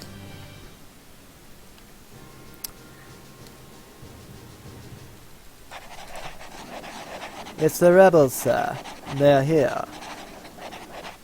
So I feed a Feofan first, so he's the one who joins me. Rudiger, the swordsman, was the other one. Let's see, I need to go in, even though she's not in the battle, I want to change her back now, because this scenario's long, and so losing time doesn't make a lot of difference. A little bit of time in doing that, while on my 17 split it can mean a lot. So this one's a very annoying one, but it's a little bit more fun on Soulcalibur percent just because of the Soulcalibur fights. It can be very frustrating and lose me a lot of time, but it's also just interesting. It's got one of the more unique, the most unique probably, and interesting fight in the game, although if I lose a lot it's instead horrible and frustrating, and that's down lose, which is the sawmill here. Down lose means if you hit the ground, if you fall over, if you make yourself drop using one of Xianghua's or Keelik's moves, for instance, you lose. Get fired into the air as if you stepped on a supermine and you're dead. So that's the way you win. You don't win by depleting the enemy's hit points because it's impossible to chip them away. You just have to try to get an opening and knock him down before he knocks you down. I've had pretty good luck with it, so it wouldn't surprise me if this run was the run where they decided to just totally screw me up.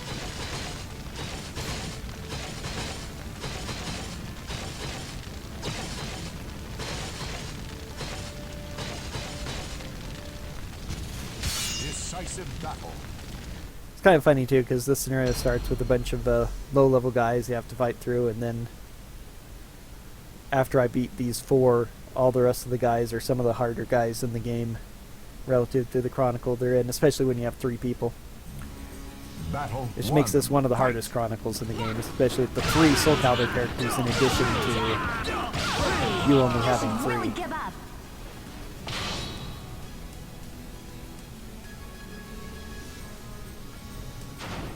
Battle 2. Fight. Luckily I do have a lot of time saved up now. I'm doing really well on my split, so.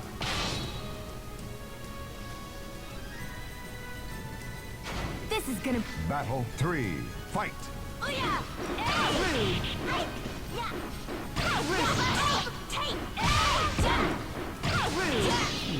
Stop dodging.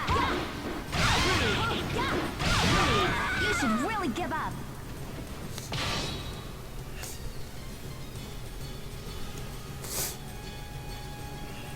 I'm itching. Battle 4. Fight. Thank you for charging up too much. That was a bit of a gamble. He could have finished his charge up at any time, and if he'd hit me before I hit him, I would have taken a lot of damage, would have wasted a lot of time. Next time.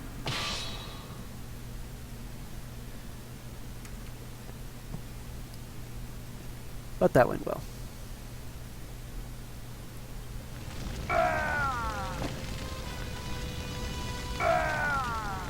Because of the frustrations inherent in the Soulcalibur characters and the fact they only have 3 and it's such a long, big thing, this is probably my least favorite Chronicle in the entire game. I don't know what my favorite Chronicle would be, really. All those Chronicles, they all are elicit lesser degrees of hatred. On any percent, it's probably... no, it's not. About 11... Maybe it's 7, just because of the Benny Hill tech. running away from the enemy, at least on a speedrun setting. It might be 17 in a normal setting just because the whole concept of fighting your guys back to get them. And it's pretty good in a speedrun too because it's so easy to avoid everything.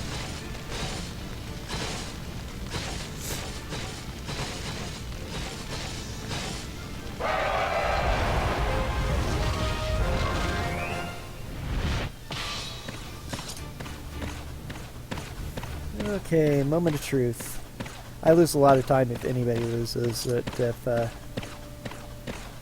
a lot of time, of course, if everybody dies. But, which is a distinct possibility. Sasano only has to land 3 lucky strikes. Which is less than I have to do. I only have to land 1 lucky strike, but still. Sasano's got a high reach weapon, and he's very good with it. He's one of the characters who's pretty well programmed to take advantage of his ability. He knows all he has to do is knock you down, so he'll reach out at maximum length if something that'll is difficult to block, and he'll knock you down if it hits you. So I need to make sure that my spin distance is on the money.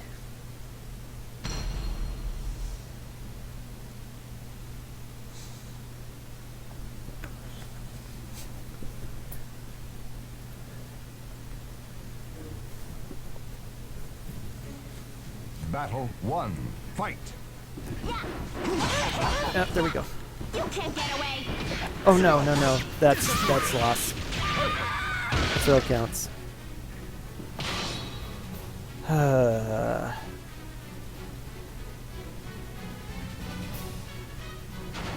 Battle 2. Fight. There we go. You are not worthy to challenge me.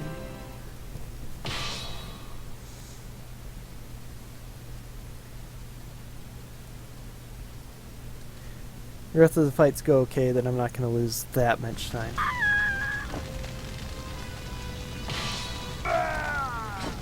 I think I've mentioned it before, but you can, normally the only way you lose in most scenarios is by losing the main citadel. That's the only defeat condition, but there's another defeat condition in every scenario where if you lose all your guys, you will also lose the scenario. I could go there instead of on my character.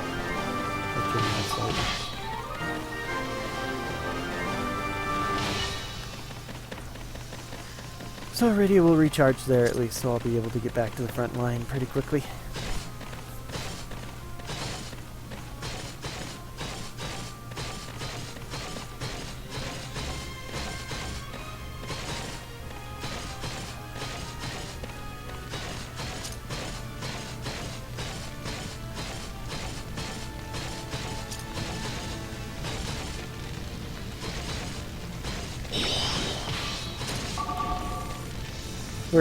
Again, you know, 3 people on this very long scenario. If I lose 1 person, that's a third of my fighting force for taking down these citadels gone. I really hope she did get there in time, darn. I was actually hoping she wouldn't, so that I wouldn't have to give her new orders. Oh well.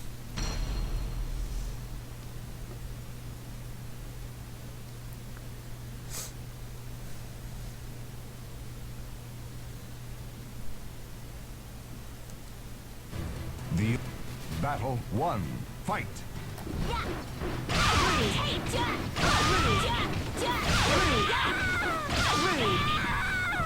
Oh well, dance or spin for the win. Battle 2. Fight. Thank you for going defensive posture. That means your food. You should really give up. It looks like I won today, but who knows what'll happen next time. Well, I've just about run out of normal commentary to give at this point, rather than describing each scenario. Talim and Yunsung are in this building off to the right that's out of the way. They have the powerful whirlwind, and so far I haven't had pretty much any trouble against them with my dancer, but I have casually lost this Chronicle several times in a row to them. Because I just can't beat them even with altered characters. We'll see how it goes this time, but usually, as I say, usually my dancer has no problem with them, so we'll see. This run's actually going relatively well, with a few hiccups. It's going really well despite the mental gaps I'm making. That's the extreme thing.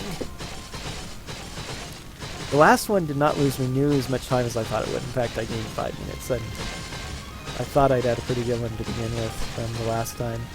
I'm not sure quite what's up with these splits, but I do know that 403 is my max, and so they should be relatively right. Decisive battle. Yeah, they're really off in weird ways, because it looks like it's going to take me 16 minutes to do Chronicles. Oh, Chronicle 18. No, that's about right, yeah. Something seems weird with them, but What? Battle 403 one. is my Fight. current preview. Ooh, that's bad.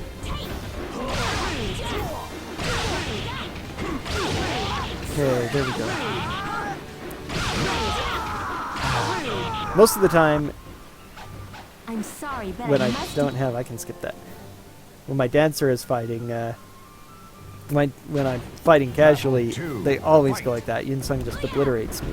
With the dancer, for some reason, they tend to do a lot less dangerous stuff a lot more. They don't like the spin. Crap. Stop spamming that! No! It was going so well. Stupid ring out. Oh well. I'll lose a little bit more time. This battle 3. Fight.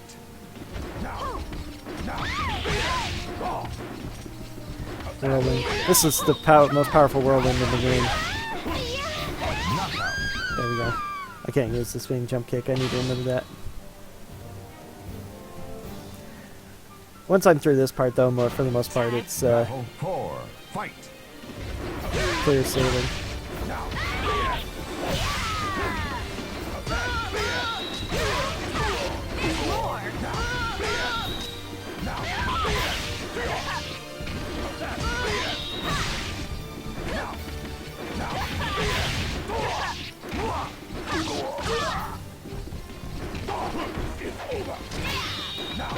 Ah, whirlwind. Oh.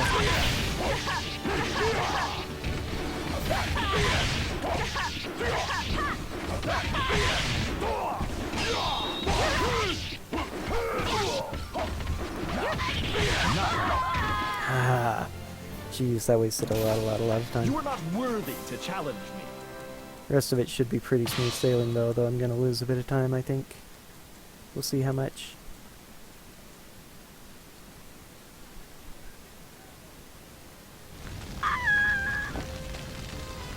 Hopefully I should still be on pace for a sub 4, especially since I can still save time on a couple of these.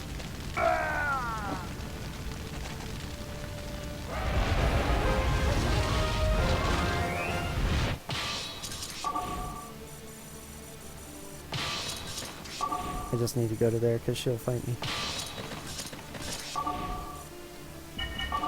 45, that's what I need to do. 45!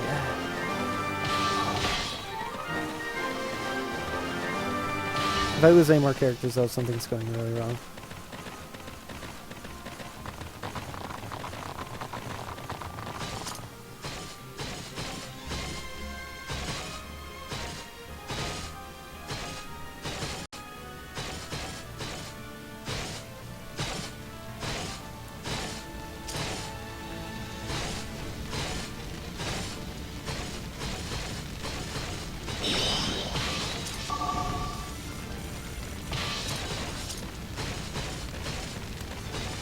And now watch, this time they'll actually destroy Citadel before I get there. Nope, good. Decisive battle.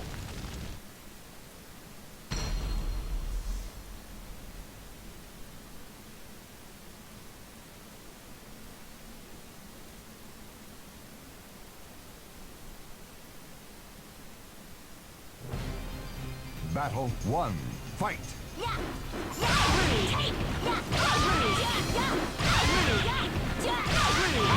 Dancers, man. Looks like I got lucky.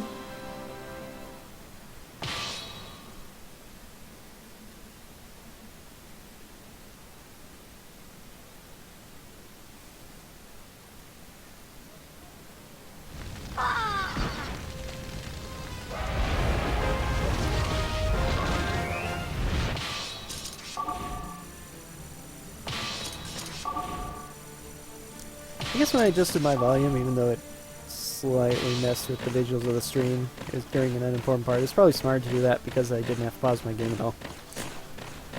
During downtime, being able to do things like that is kind of nice. Excuse me. Ugh.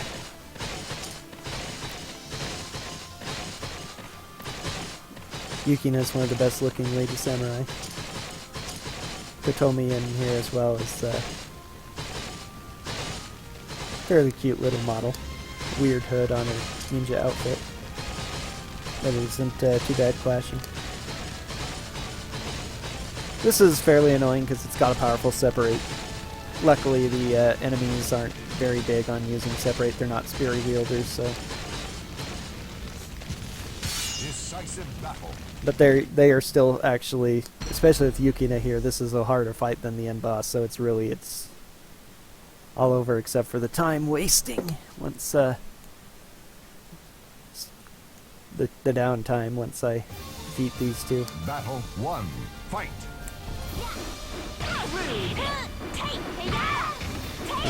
Because I separate, that attack missed me. But because the separate also pushed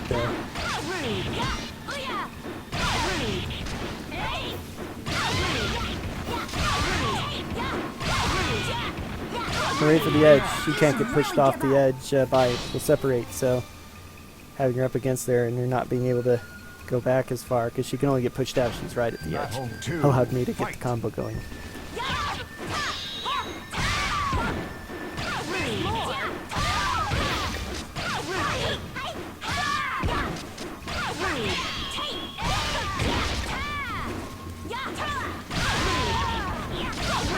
There we go. Oh crap.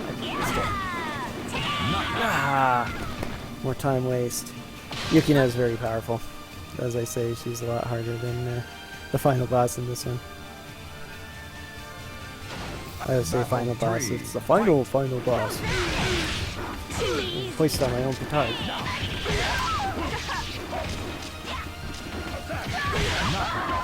Woo! You are not worthy to challenge me. 3 deaths here is going to make this a rough split, but again, I should still be on sub 4 pace. And again, it'll give me a great split to make improvement on.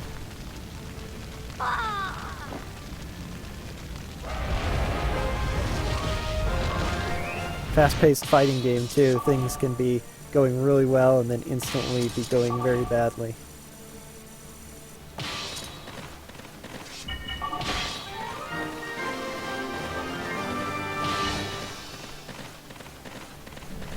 Okay.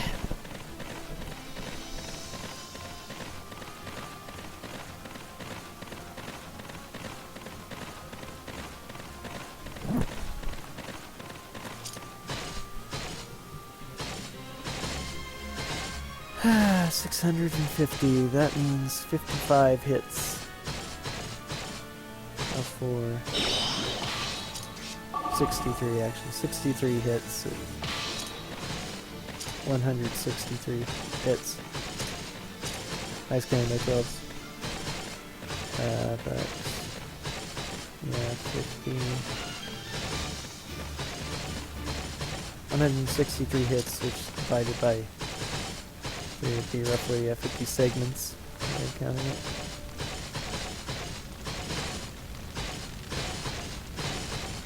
Oh, guard break. One of the more useless ones.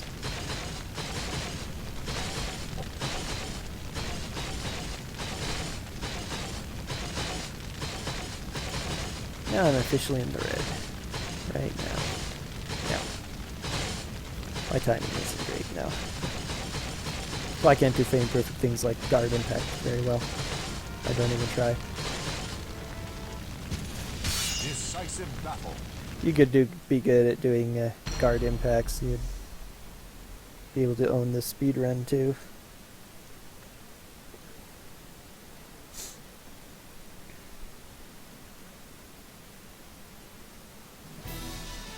Battle 1.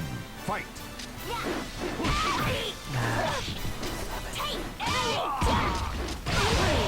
This is the scenario where they decided to really abuse my board dancer. Oh, You should really. good recovery It looks like there. I won today, but who knows what'll happen next time?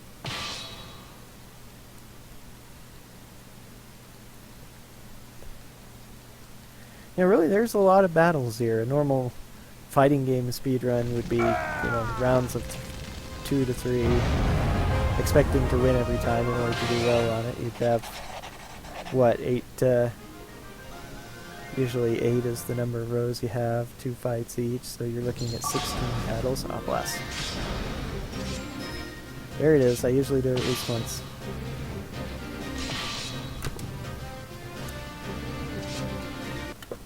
Failed save skip.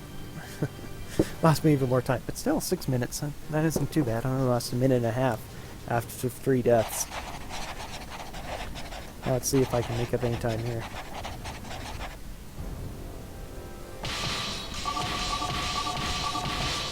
3 is where I want to go, right? No, 2 actually. That's going to waste some time doing that. I want to be on 2 because trying to get onto this lane from 3 often wastes time. That's actually the reason for this one. So this scenario is actually exactly the same now in any percent as it is in SC percent. It used to not be. I used to go up this other route, but as I figured out from watching this, there are a lot more enemies there that I have to fight, even though it's the same number of citadels.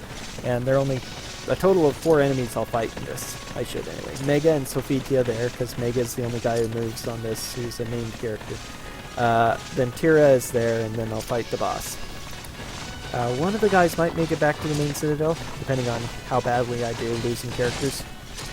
But Sophitia is a sage, and she's powerful. She's in Coin Collector, which again you wouldn't normally see in my runs, but I changed the routing in both of the scenarios where you get Coin Collector, so I end up fighting both of them now, so you get to see it a bunch. It's actually, if you, depending on how many coins you collect in Coin Collector, they reward you a lot of gold in that scenario. But of course, since I'm max gold, it doesn't matter, but I still like to collect coins, sometimes to the detriment of, well, worrying about. I don't really run around and collect coins. They're just automatically grabbed, but I do things like, let's see how many coins I can get. So, let's see how many coins I can get. Off to a good start.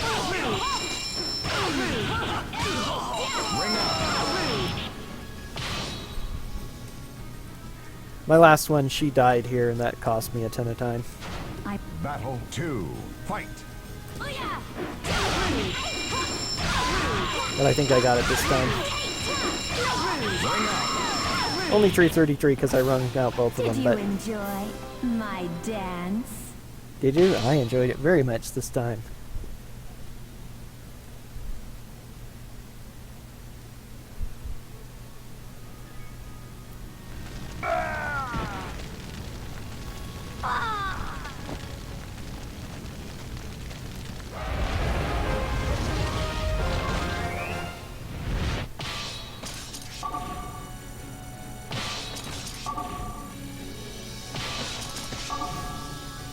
Okay, Tira's here. Tira is the only Soulcalibur character who has 2 classes. She is available to both assassins and thieves, because there are 12 classes and 23 characters, so that's one short of 24. But as her actual guide, she counts as an assassin, which is both appropriate and more dangerous for me. Luckily, she's fairly weak. She has glue, once again, which would be scarier if I did not care about range.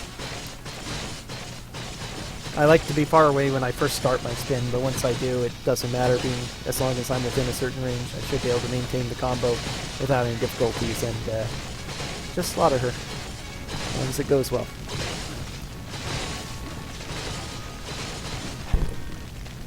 Decisive battle.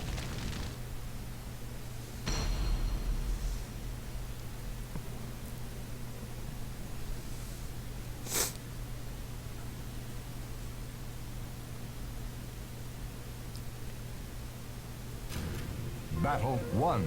Fight. Ring out. Fight.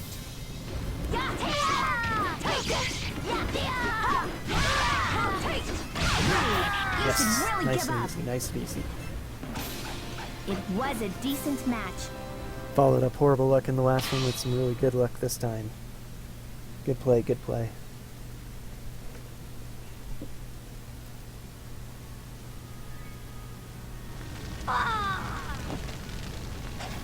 So yeah, nearly half of this mission is just taking down the main citadel because it takes so long to get to. It's one of the biggest problems with these as a speedrun is, especially in these later levels, the taking down the main citadels takes so much time.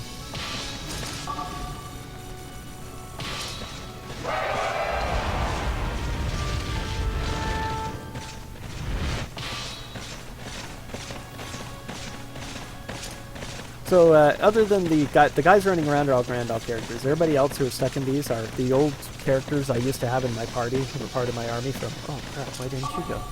That's going to waste a bit of time. From the very, from the start, they all got pulled out of my party after we defeated Dalkia, so I started with new characters in my army in starting Chronicle 13. But they've all been given pieces of Soul Edge, which has turned them into zombies, so I have to fight them all, but the only one I actually fought was Mega, because I went straight through there. But all of them are here, including Cannon, who's in that one. Even though I didn't get her. Was she not? Would she? What am I doing? Quake. No, that's Cannon right there. Yep. Nobody's in those two. So yeah, those are the 5 plus Mega was in that one, so that's the 6 of them. Eurydice and Aeneas, and Reese is on ice, which is annoying. Mirage smashes Aeneas. Ice, that's Reese. That's Aeneas. Guy in there was Mega. That person on the nothing. That's Laraje. Decisive How's battle. that Laraje? Who else? Who am I missing? Somebody. Anyway. Hard to remember because I never used them. I've gone through it so many times. But other people like Jinkai or Xiaoxin would rejoin here at their own volition before the battle. 1. Fight. Oh, this is the other tall guy.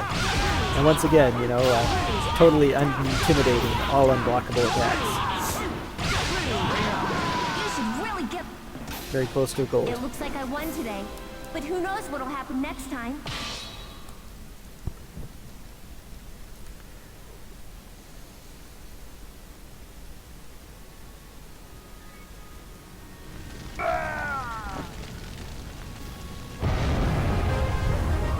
So now all of my guys will get back their senses and rejoin me. They're all higher level, so even if I didn't level them, they'll jump up to high level at this point. And I did make a gold since I managed to do this safety skip. A full minute almost. Well, that was over my old one though.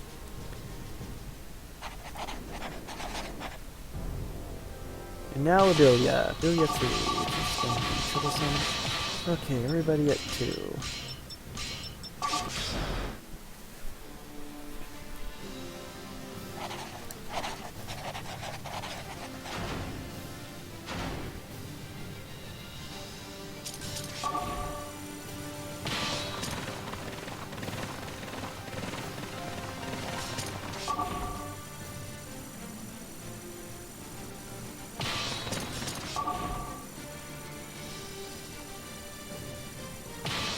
I've mostly got this down, but I'm doing another couple tweaks that should make this go a little quicker.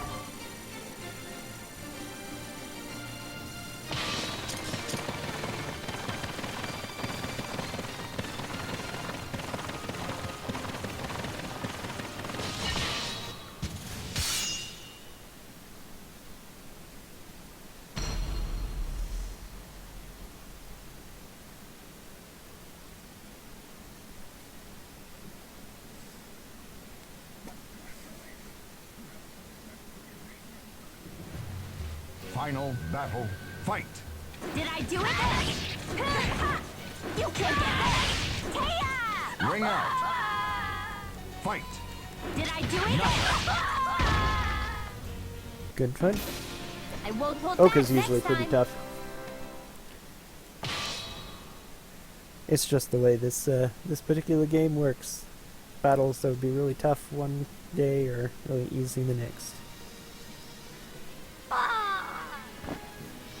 And vice versa. I don't actually want to take this Citadel, but I'm going to be fighting a couple of battles in order to prevent enemies from coming at me.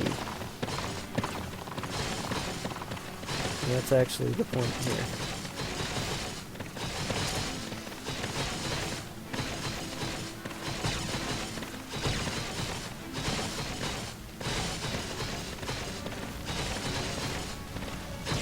Okay, that's good enough. That's all pretty good.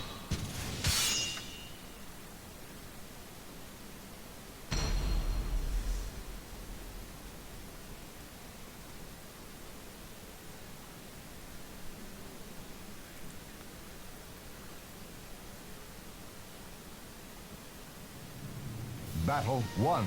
Fight. Baldwin. Baldwin's a very interesting character because he's level 3. You have all these guys, even generic soldiers are like level 22 and he's level 3. I think, because this is Abelia 2, it's an expanded version of the map where we fought Abelia. And Battle 2. it's also... Notice here is one of the guys who is in Abelia's army in that first, in Chronicle 1 when you first fight her. He's the guy that I skipped by running around before he could get to the place. Ishtar, the swordswoman I fought then, also is here. They're all higher level, but Baldwin was not there. The rest of these guys look like have just a different feel to them. They did a nice job of showing a difference between certain groups of even forces within Grandal, and people like Oka and Ryoga here are Grandal like. They're higher level, they've got different attitudes and stuff to them. They definitely feel like they're the Emperor's elite assassins rather than normal soldiers. They're mixing here with Abelia's forces to try and wipe me out. That's kind of the impression they give in the story and stuff. They're just little subtle things that are good to notice. But Baldwin, I think, was supposed to be one of Abelia's units, but then they decided they wanted one generic unit instead of the 3 named units in Chronicle 1, so they took him out, and then they reinstated him, and they added him to this Chronicle, but they forgot to level him somehow. I'm not sure exactly how you go about doing that. I'm not sure how the programming worked for it, but that just seems to make the most sense to me, why he's level 3, because he definitely looks like a character who should have been part of the normal, Abelia's normal forces to begin with.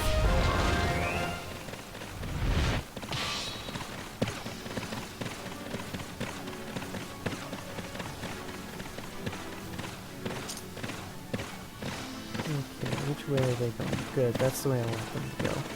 That is not the way I want him to go. Can I take this down before he gets to me? He's very slow, so I very well could. That's only 80 hits. 3, 4, 5, 6, 7. They go very fast. Oh yeah, I'll get past him.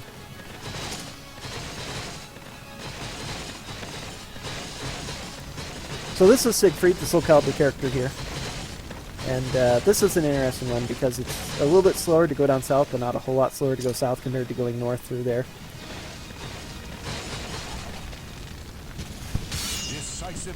I didn't really like Nightmare much in Soulcalibur 2, although I did like putting him in his Siegfried guise because he does have a pure Siegfried costume, as it were.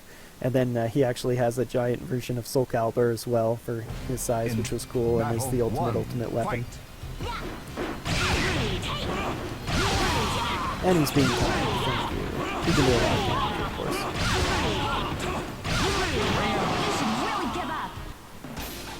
I'm sorry, but I must move on.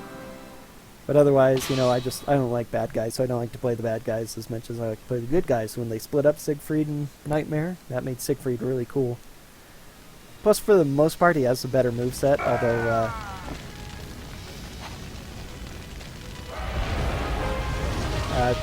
Nightmare does have one very decent and usable ability of his own.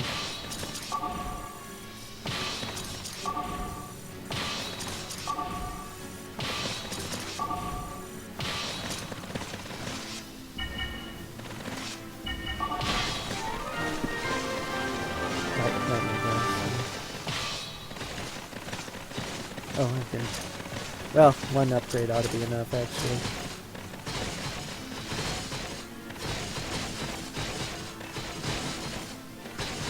Against one guy, yeah. I'll probably upgrade this one back up to level 3 as well. Just in case. Yeah, 50 won't make that much difference. I'm not going to. I'll take the risk. I can always use a backup strat. So this scenario has something interesting about it. It's the only scenario where, well, no, I guess technically 20 is as well. It's the only normal scenario where you have strongholds where the main objective isn't to take the main stronghold, but rather just to take out the boss of the main stronghold. Fate. Battle 1. So, Fight.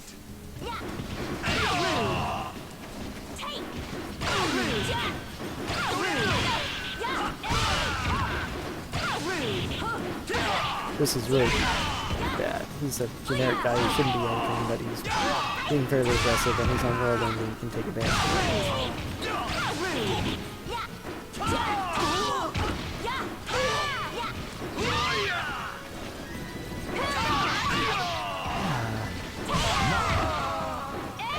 Ray Whirlwind. Okay, that was a lot more troublesome than it should be. If I lose Rydia in this map, I lose the game as well. So I have to be careful of that. Make sure that I don't...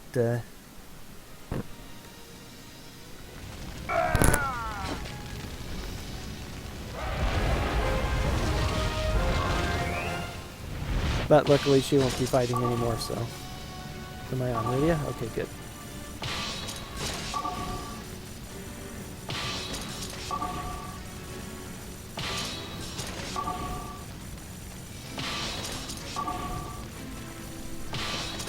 Okay.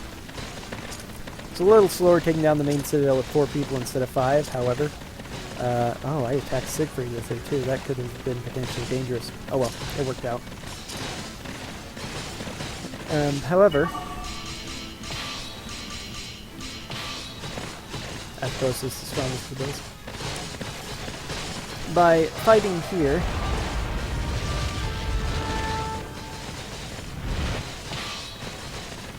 I am preventing these guys from coming in to reinforce the main citadel, so that's less people I have to fight there, and especially they'd be coming through and get me from behind, so they'd have to fight them. Since I'm here, I won't have to fight them at all. It actually doesn't matter at this point how many go into the main citadel, because all I need to do is defeat Abilia. And after that, I'm not going to bother fighting anybody else. It's just not worth the time. Because this map, I switched to Wave Swords, because once again we have Guardian Force, which means Abilia is not going to be affected by anything except for attack throws, so I need to rely on Wave Sword attack throws. Luckily, Cyan will be the guy leading the charge here, so I can equip it on Cyan and have him be the Wave Sword person to easily take her.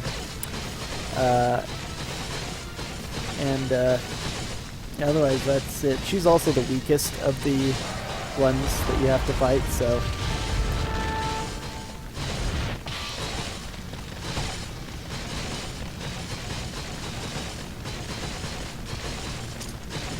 So it's as long as I don't bring my main character, because she's going to lose and die, and then I'll have to restart. But it makes it pretty easy GG.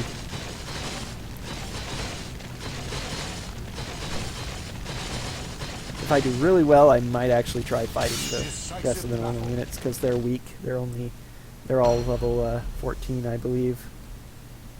No, maybe. Probably only one or two. There's probably at least one here who's a powerful guy, so no, they wouldn't be worth fighting. So I'm just gonna do what I usually do. Here's Abilia in a new outfit.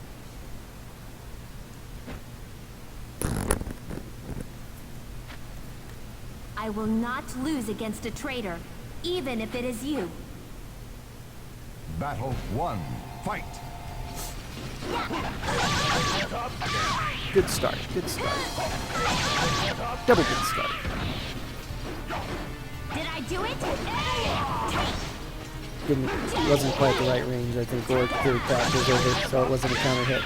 I think it's only on a counter hit that this happens, but luckily since it's an 8-way run move, I do it on the side. She often swings at me and misses, so I can hit her.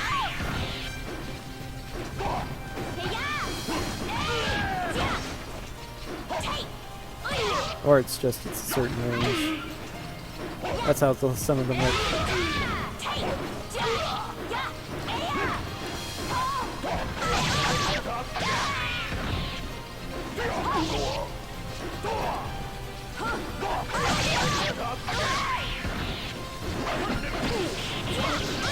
Trying to win with swag, sort of swag, and also just anything to do damage. So that is a potential time saver because you saw the damage it did and it finished her off, so I didn't have to go through the animation of the... Alright, so now, whee! I need to take a bath!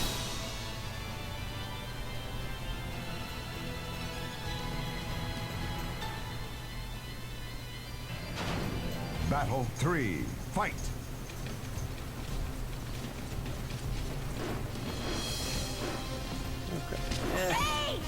I need to Fight! I'm not clean enough yet.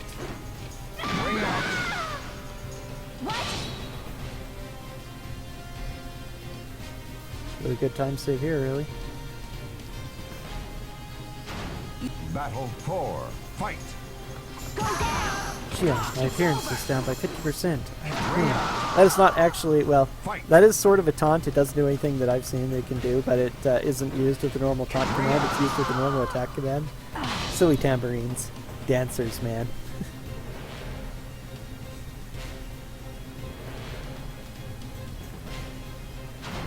Battle 5, fight! Chrono, there's a lot more verbose in this game than he is in Chrono Trigger. He also needs to take it out. Fight! All the maps that we're fighting on are the same as you'd fight in any other Soulcalibur scenario, the regular stages, which you may have noticed in Act 10 when I was fighting Heil and Delmuth, who was in Ivy's mansion with pictures of Ivy on the wall, or perhaps members of her family. It's hard to say. Some of them are definitely members of her family. The one is probably Ivy. Painted back before the curse of Cervantes, her father, got to her.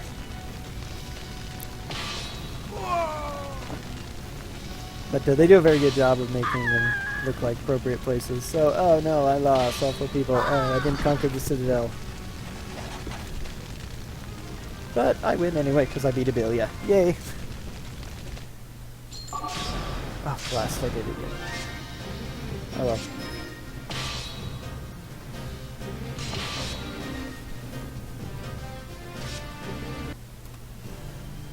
At the end of the beginning. Very, very good pace here. So, Luna, of all people, joins now. Abelia rejoins. Luna also joins. Luna brings Soulcalibur as well, supposedly, storyline-wise. She's like... And she tells you that she was taken in by Gerardo after the war, and Gerardo is always telling her that if anything happened to him, she was supposed to take care of Rydia, the character. Like, okay, well, whatever. So obviously, you know, Luna is one of their favorite characters that they made for this, obviously, to put her in this kind of a story. Yeah. We do quick Katana again real quick. Right.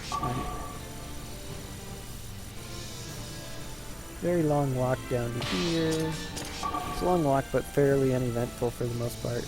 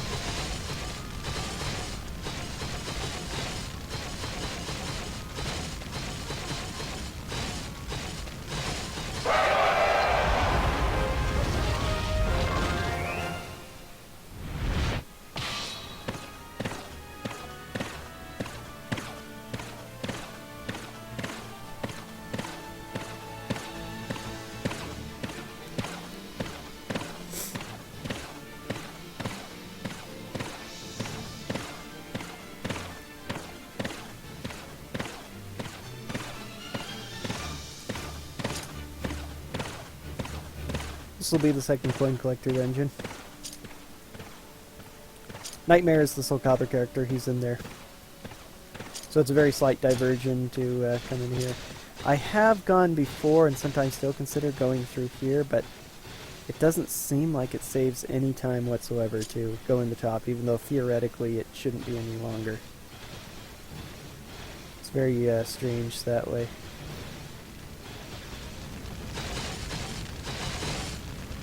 I've gone down south, even if it's looped around, it's taken pretty much the same time. And this way I get a little bit easier access to Nightmare. Going through the top, I'd definitely have to defeat a whole extra citadel to get to Nightmare. Here I only have to defeat 2. 1, 2, 3, 4. There it would be 1, 2, 3, 4. I have to defeat 3 just to get to Nightmare there. Over on the far left is the optional super boss, End. E-N-D-E. Don't know who the heck End is, but he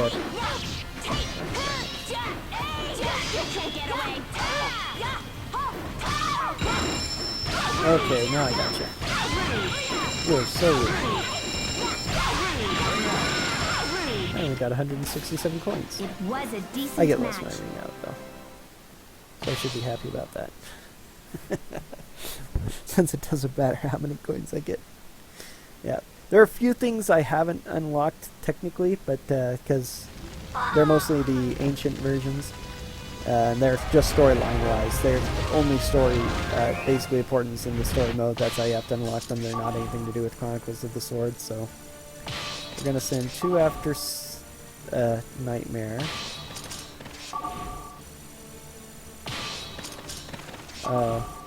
Slight mess up here, though. Because, what's her name's gonna pop out. I'm gonna have to fight her on the road, so let's see if I'm lucky. I am. Awesome. I don't have to give anybody new orders except for her. So I wasted just this tiny amount of time. And since everyone's coming out immediately, it's fairly neutralized.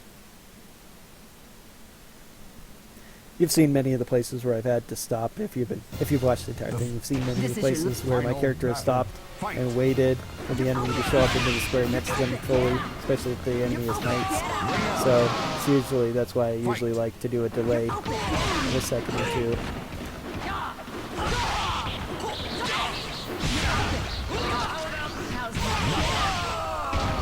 You did way more damage than you should have to me. I'm embarrassed. You are not worthy to challenge me.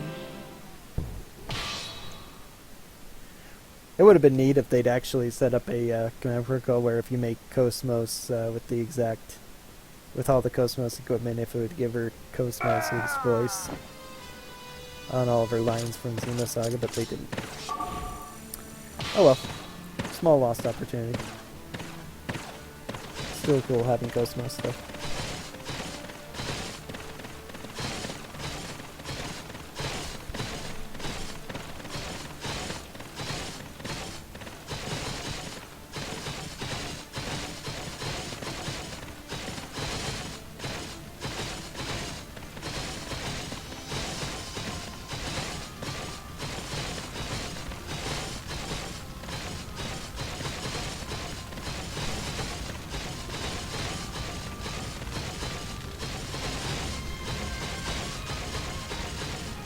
One of the reasons it's good to have 2 characters there is it guarantees that Abigail will make it into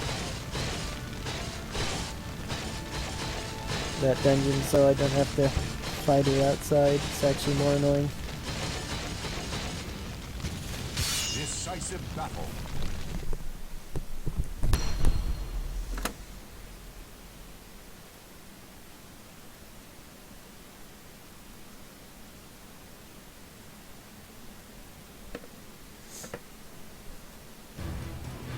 Battle 1. Fight!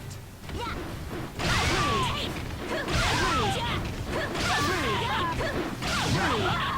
should really give up. If, It looks like I got lucky.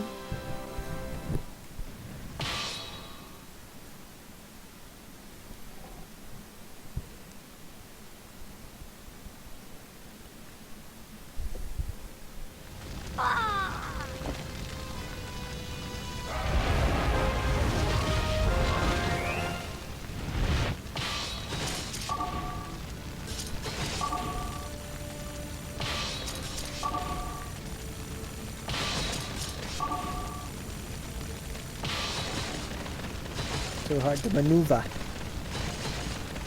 I was gonna say something I couldn't remember what it is. Whatever.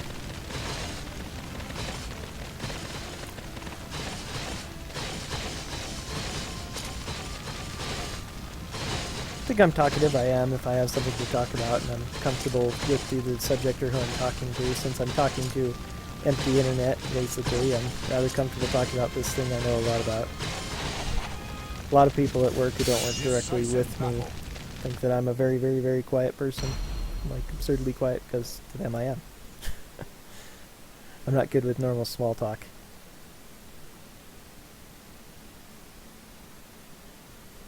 But things like Final Fantasy and A hero. Soulcalibur, Battle of course. 1.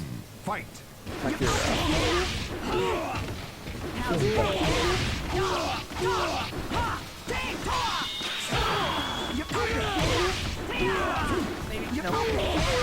just death. Oh well.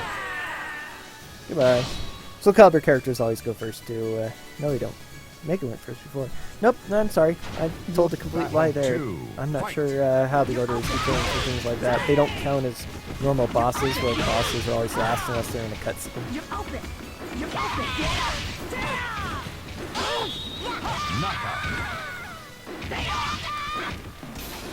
My blade cannot be defeated so easily. That's the Sword Master line.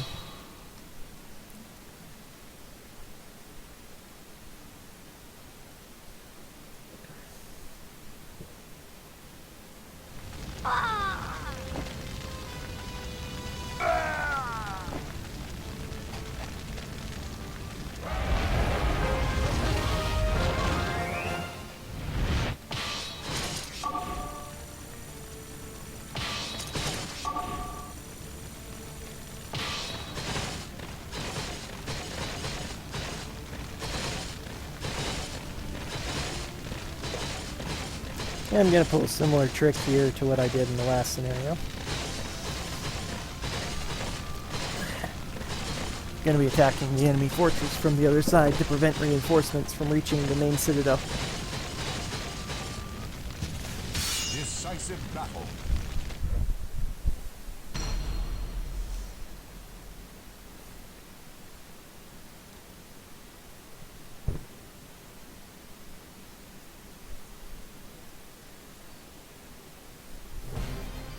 Battle 1. Fight.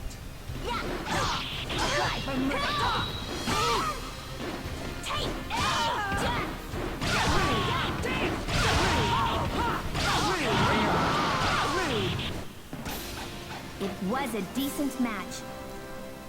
It's a good... I think it's... Soulcalibur 4 and 5, I don't think there's any kind of exploitable attacks that I've ever found that the enemy just can't block like they can't do these ones in Soulcalibur 3. It's really disappointing to me. A lot of people may think, you know, the better AI, you know, the better it is and all that, but they tend to forget that AI can do frame-perfect tricks, like they can guard impact whenever they feel like it, so...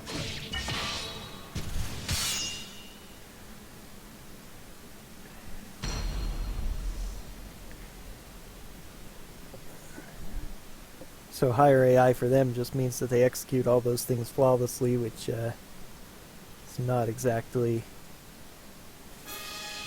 easy. So fighting ways around the AI, I think, is a lot better. Soulcalibur Force Tower is absurd, especially without any moves to exploit. And the one bonus mode in Soulcalibur 5, there's some sort of challenge that I've never been able to get past the... I think I got past the first boss once, and it just wasn't worth it. Soulcalibur 5 was, in some ways, disappointing. It was nice. The story was pretty in-depth for a story for the thing, but since they totally determined what characters you had to use the entire time, and didn't pay nearly enough attention to side characters like Zwei and Viola, they...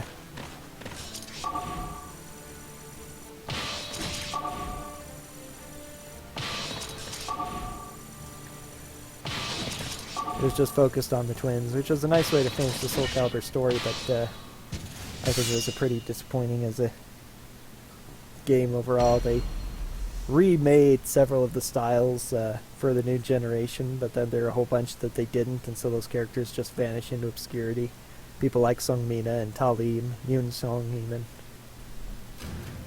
Battle 1. Fight. Did I do it? You can't get this! Ring out. Easy ring out room. Ring out stage. Final battle. Fight. Did I? Did We'll guard impact at will, even on this super low level character. Ring out. That's a small risk reward thing, is attacking a character when it looks like they're heading towards ring out, because it's hard to tell sometimes if they're going to.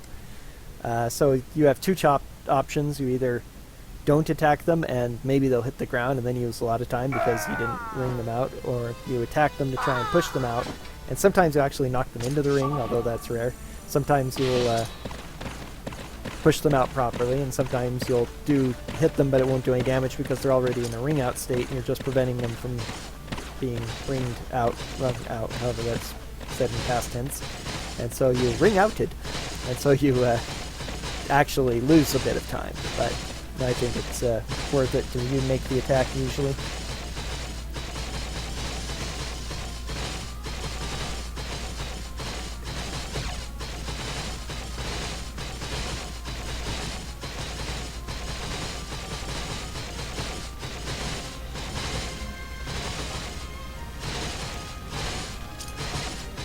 Should make up even more time here, so I've been getting better and better at Chronicle 20, which is kind of scary because eventually I'm going to stop being able to gold at it and I'm going to have something horrible go wrong with Emperor Strife, but if I can just beat him in 6 minutes consistently, then that means that this is going to be a really great split. I mean, it's always good to be doing better and better, so maybe I finally got him worked out. I used to not be so good at him with the katana. He was just too aggressive and I couldn't find the right way to do shoulder charges. I couldn't beat him with even the katana the first time I played through the Chronicles of the Sword. I actually ended up having to use the lance. I abused the down-back horizontal attack swing for that big sweeping strike that the lance steals from Astaroth and Rock, and abused him with that at maximum range, and I was able to beat him with that. So here's Chester 3. And for whatever reason, they give Chester 3 Guard Break of all the abilities to use. Nothing really awesome like Guardian Force or even Quake or Ice. No, just Guard Break. Okay, whatever. He's a Sword Master now, level 60 Sword Master. So he has a lot of hit points, but he's Chester. He's an MP. Come on.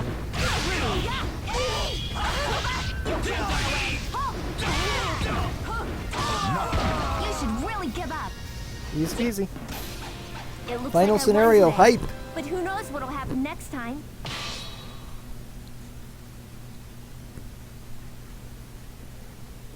One Chronicle to go. And goodbye, Chester. This is the only character who changes the color of their hair at any point in the game. In addition to changing his outfit.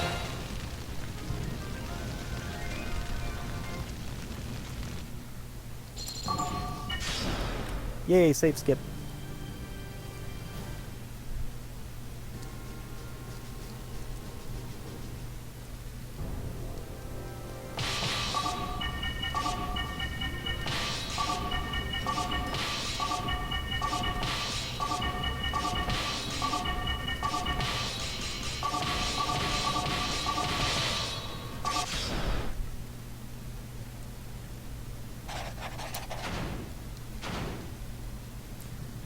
This scenario, there are no strongholds, so there's no coming back if you die. You lose the main character, you lose the scenario and have to start over, so I'm not going to be using her in any battles. I'm only fighting one battle though.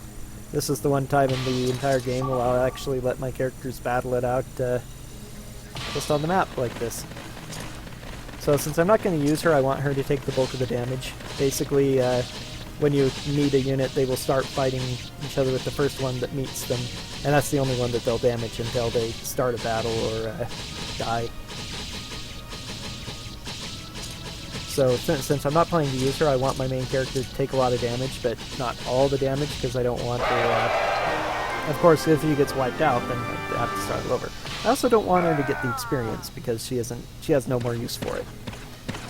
Only one of my characters will, and I'm not sure who that's going to be. It's going to be whoever has got the most hit points left when we finally make it through, so... let's see, Cosmos is taking damage here. That's sad, because she's one of my higher level people. But oh well.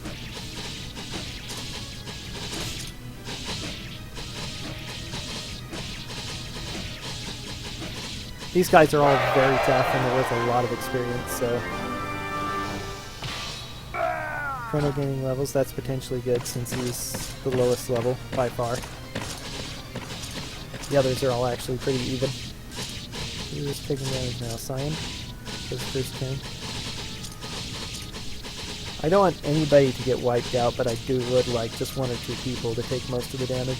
It's semi-random. For the most part, everything that happens on the roadmap isn't random. It's depends on how you instruct them, but they're common ways that they go through, but not guaranteed.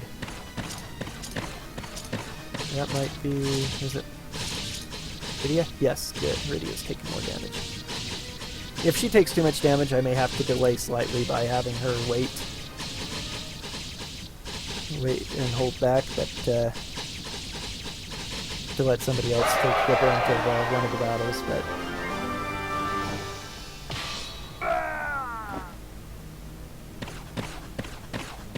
if I would prefer her definitely to be nearly dead.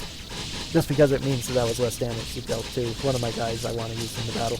Besides the fact that it's the threat of her dying and restarting, I get about a minute long cutscene, 30-second long cutscene, for Strife talking to her if she goes forward to engage him.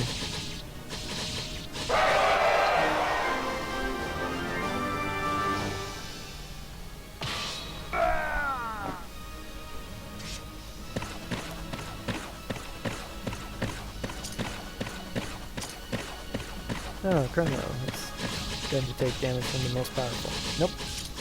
Is it? Oh, ouch. This could be bad.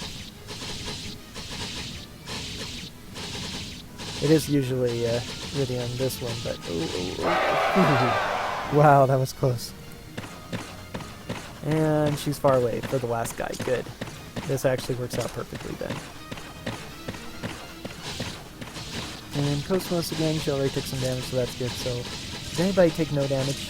Chrono, of course. Lowest level guy. Oh well.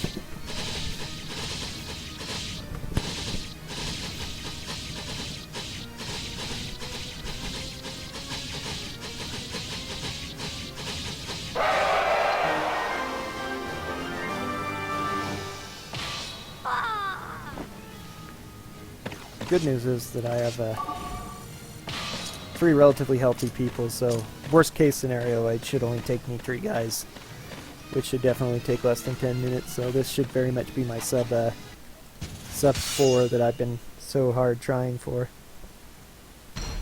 hard for. English is hard. And the scary thing is, with all the derps and little things I did, I could still do even better. Final battle, fight! It's over.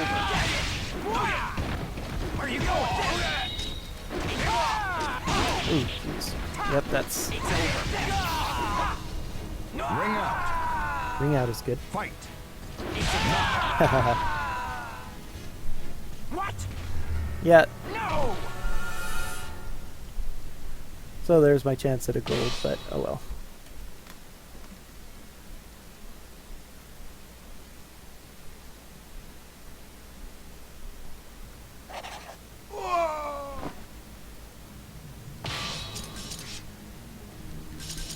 Cyan's gonna be next.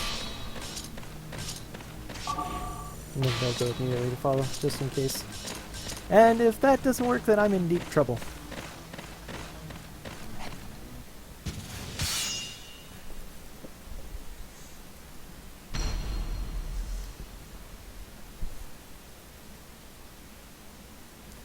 So yeah, I can save another minute and a half, 2 minutes, just by having a one-character Strife battle. Fate. Final battle. Fight. Now. Now.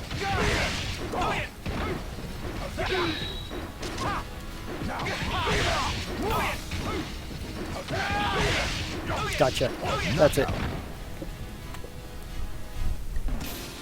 You picked the wrong person to fight.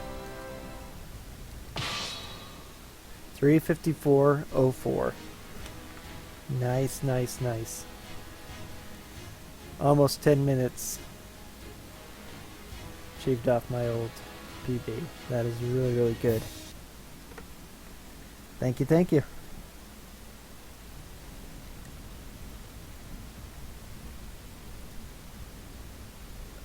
Stumble, stumble.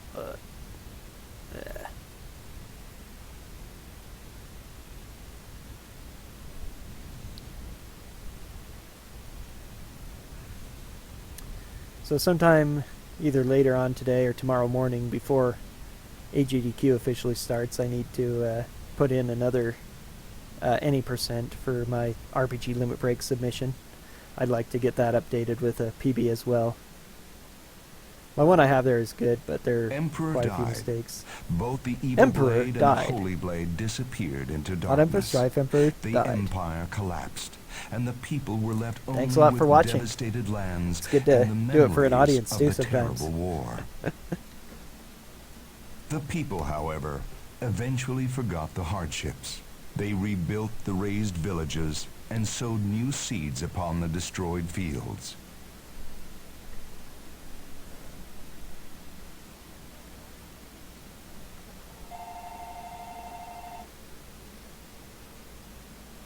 Luna and Abelia in these new outfits as they're helping for the rebuild. Here's the statue. Check out Then the by hand. the fireside, they told the tales of the great ones who Yeah, spilt check their out that blood statue. upon those lands. I am frightened.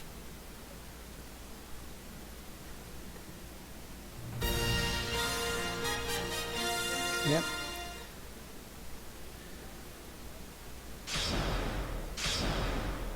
I'll go ahead and save it, whatever. Doesn't matter at this point. Okay. Thanks for watching. Gonna put it up now. I'll get on probably tomorrow legend morning, but we'll see will if I never get some die. time to do it sometime else today. We'll see. Anyway, Soulcalibur. see you all later. 3.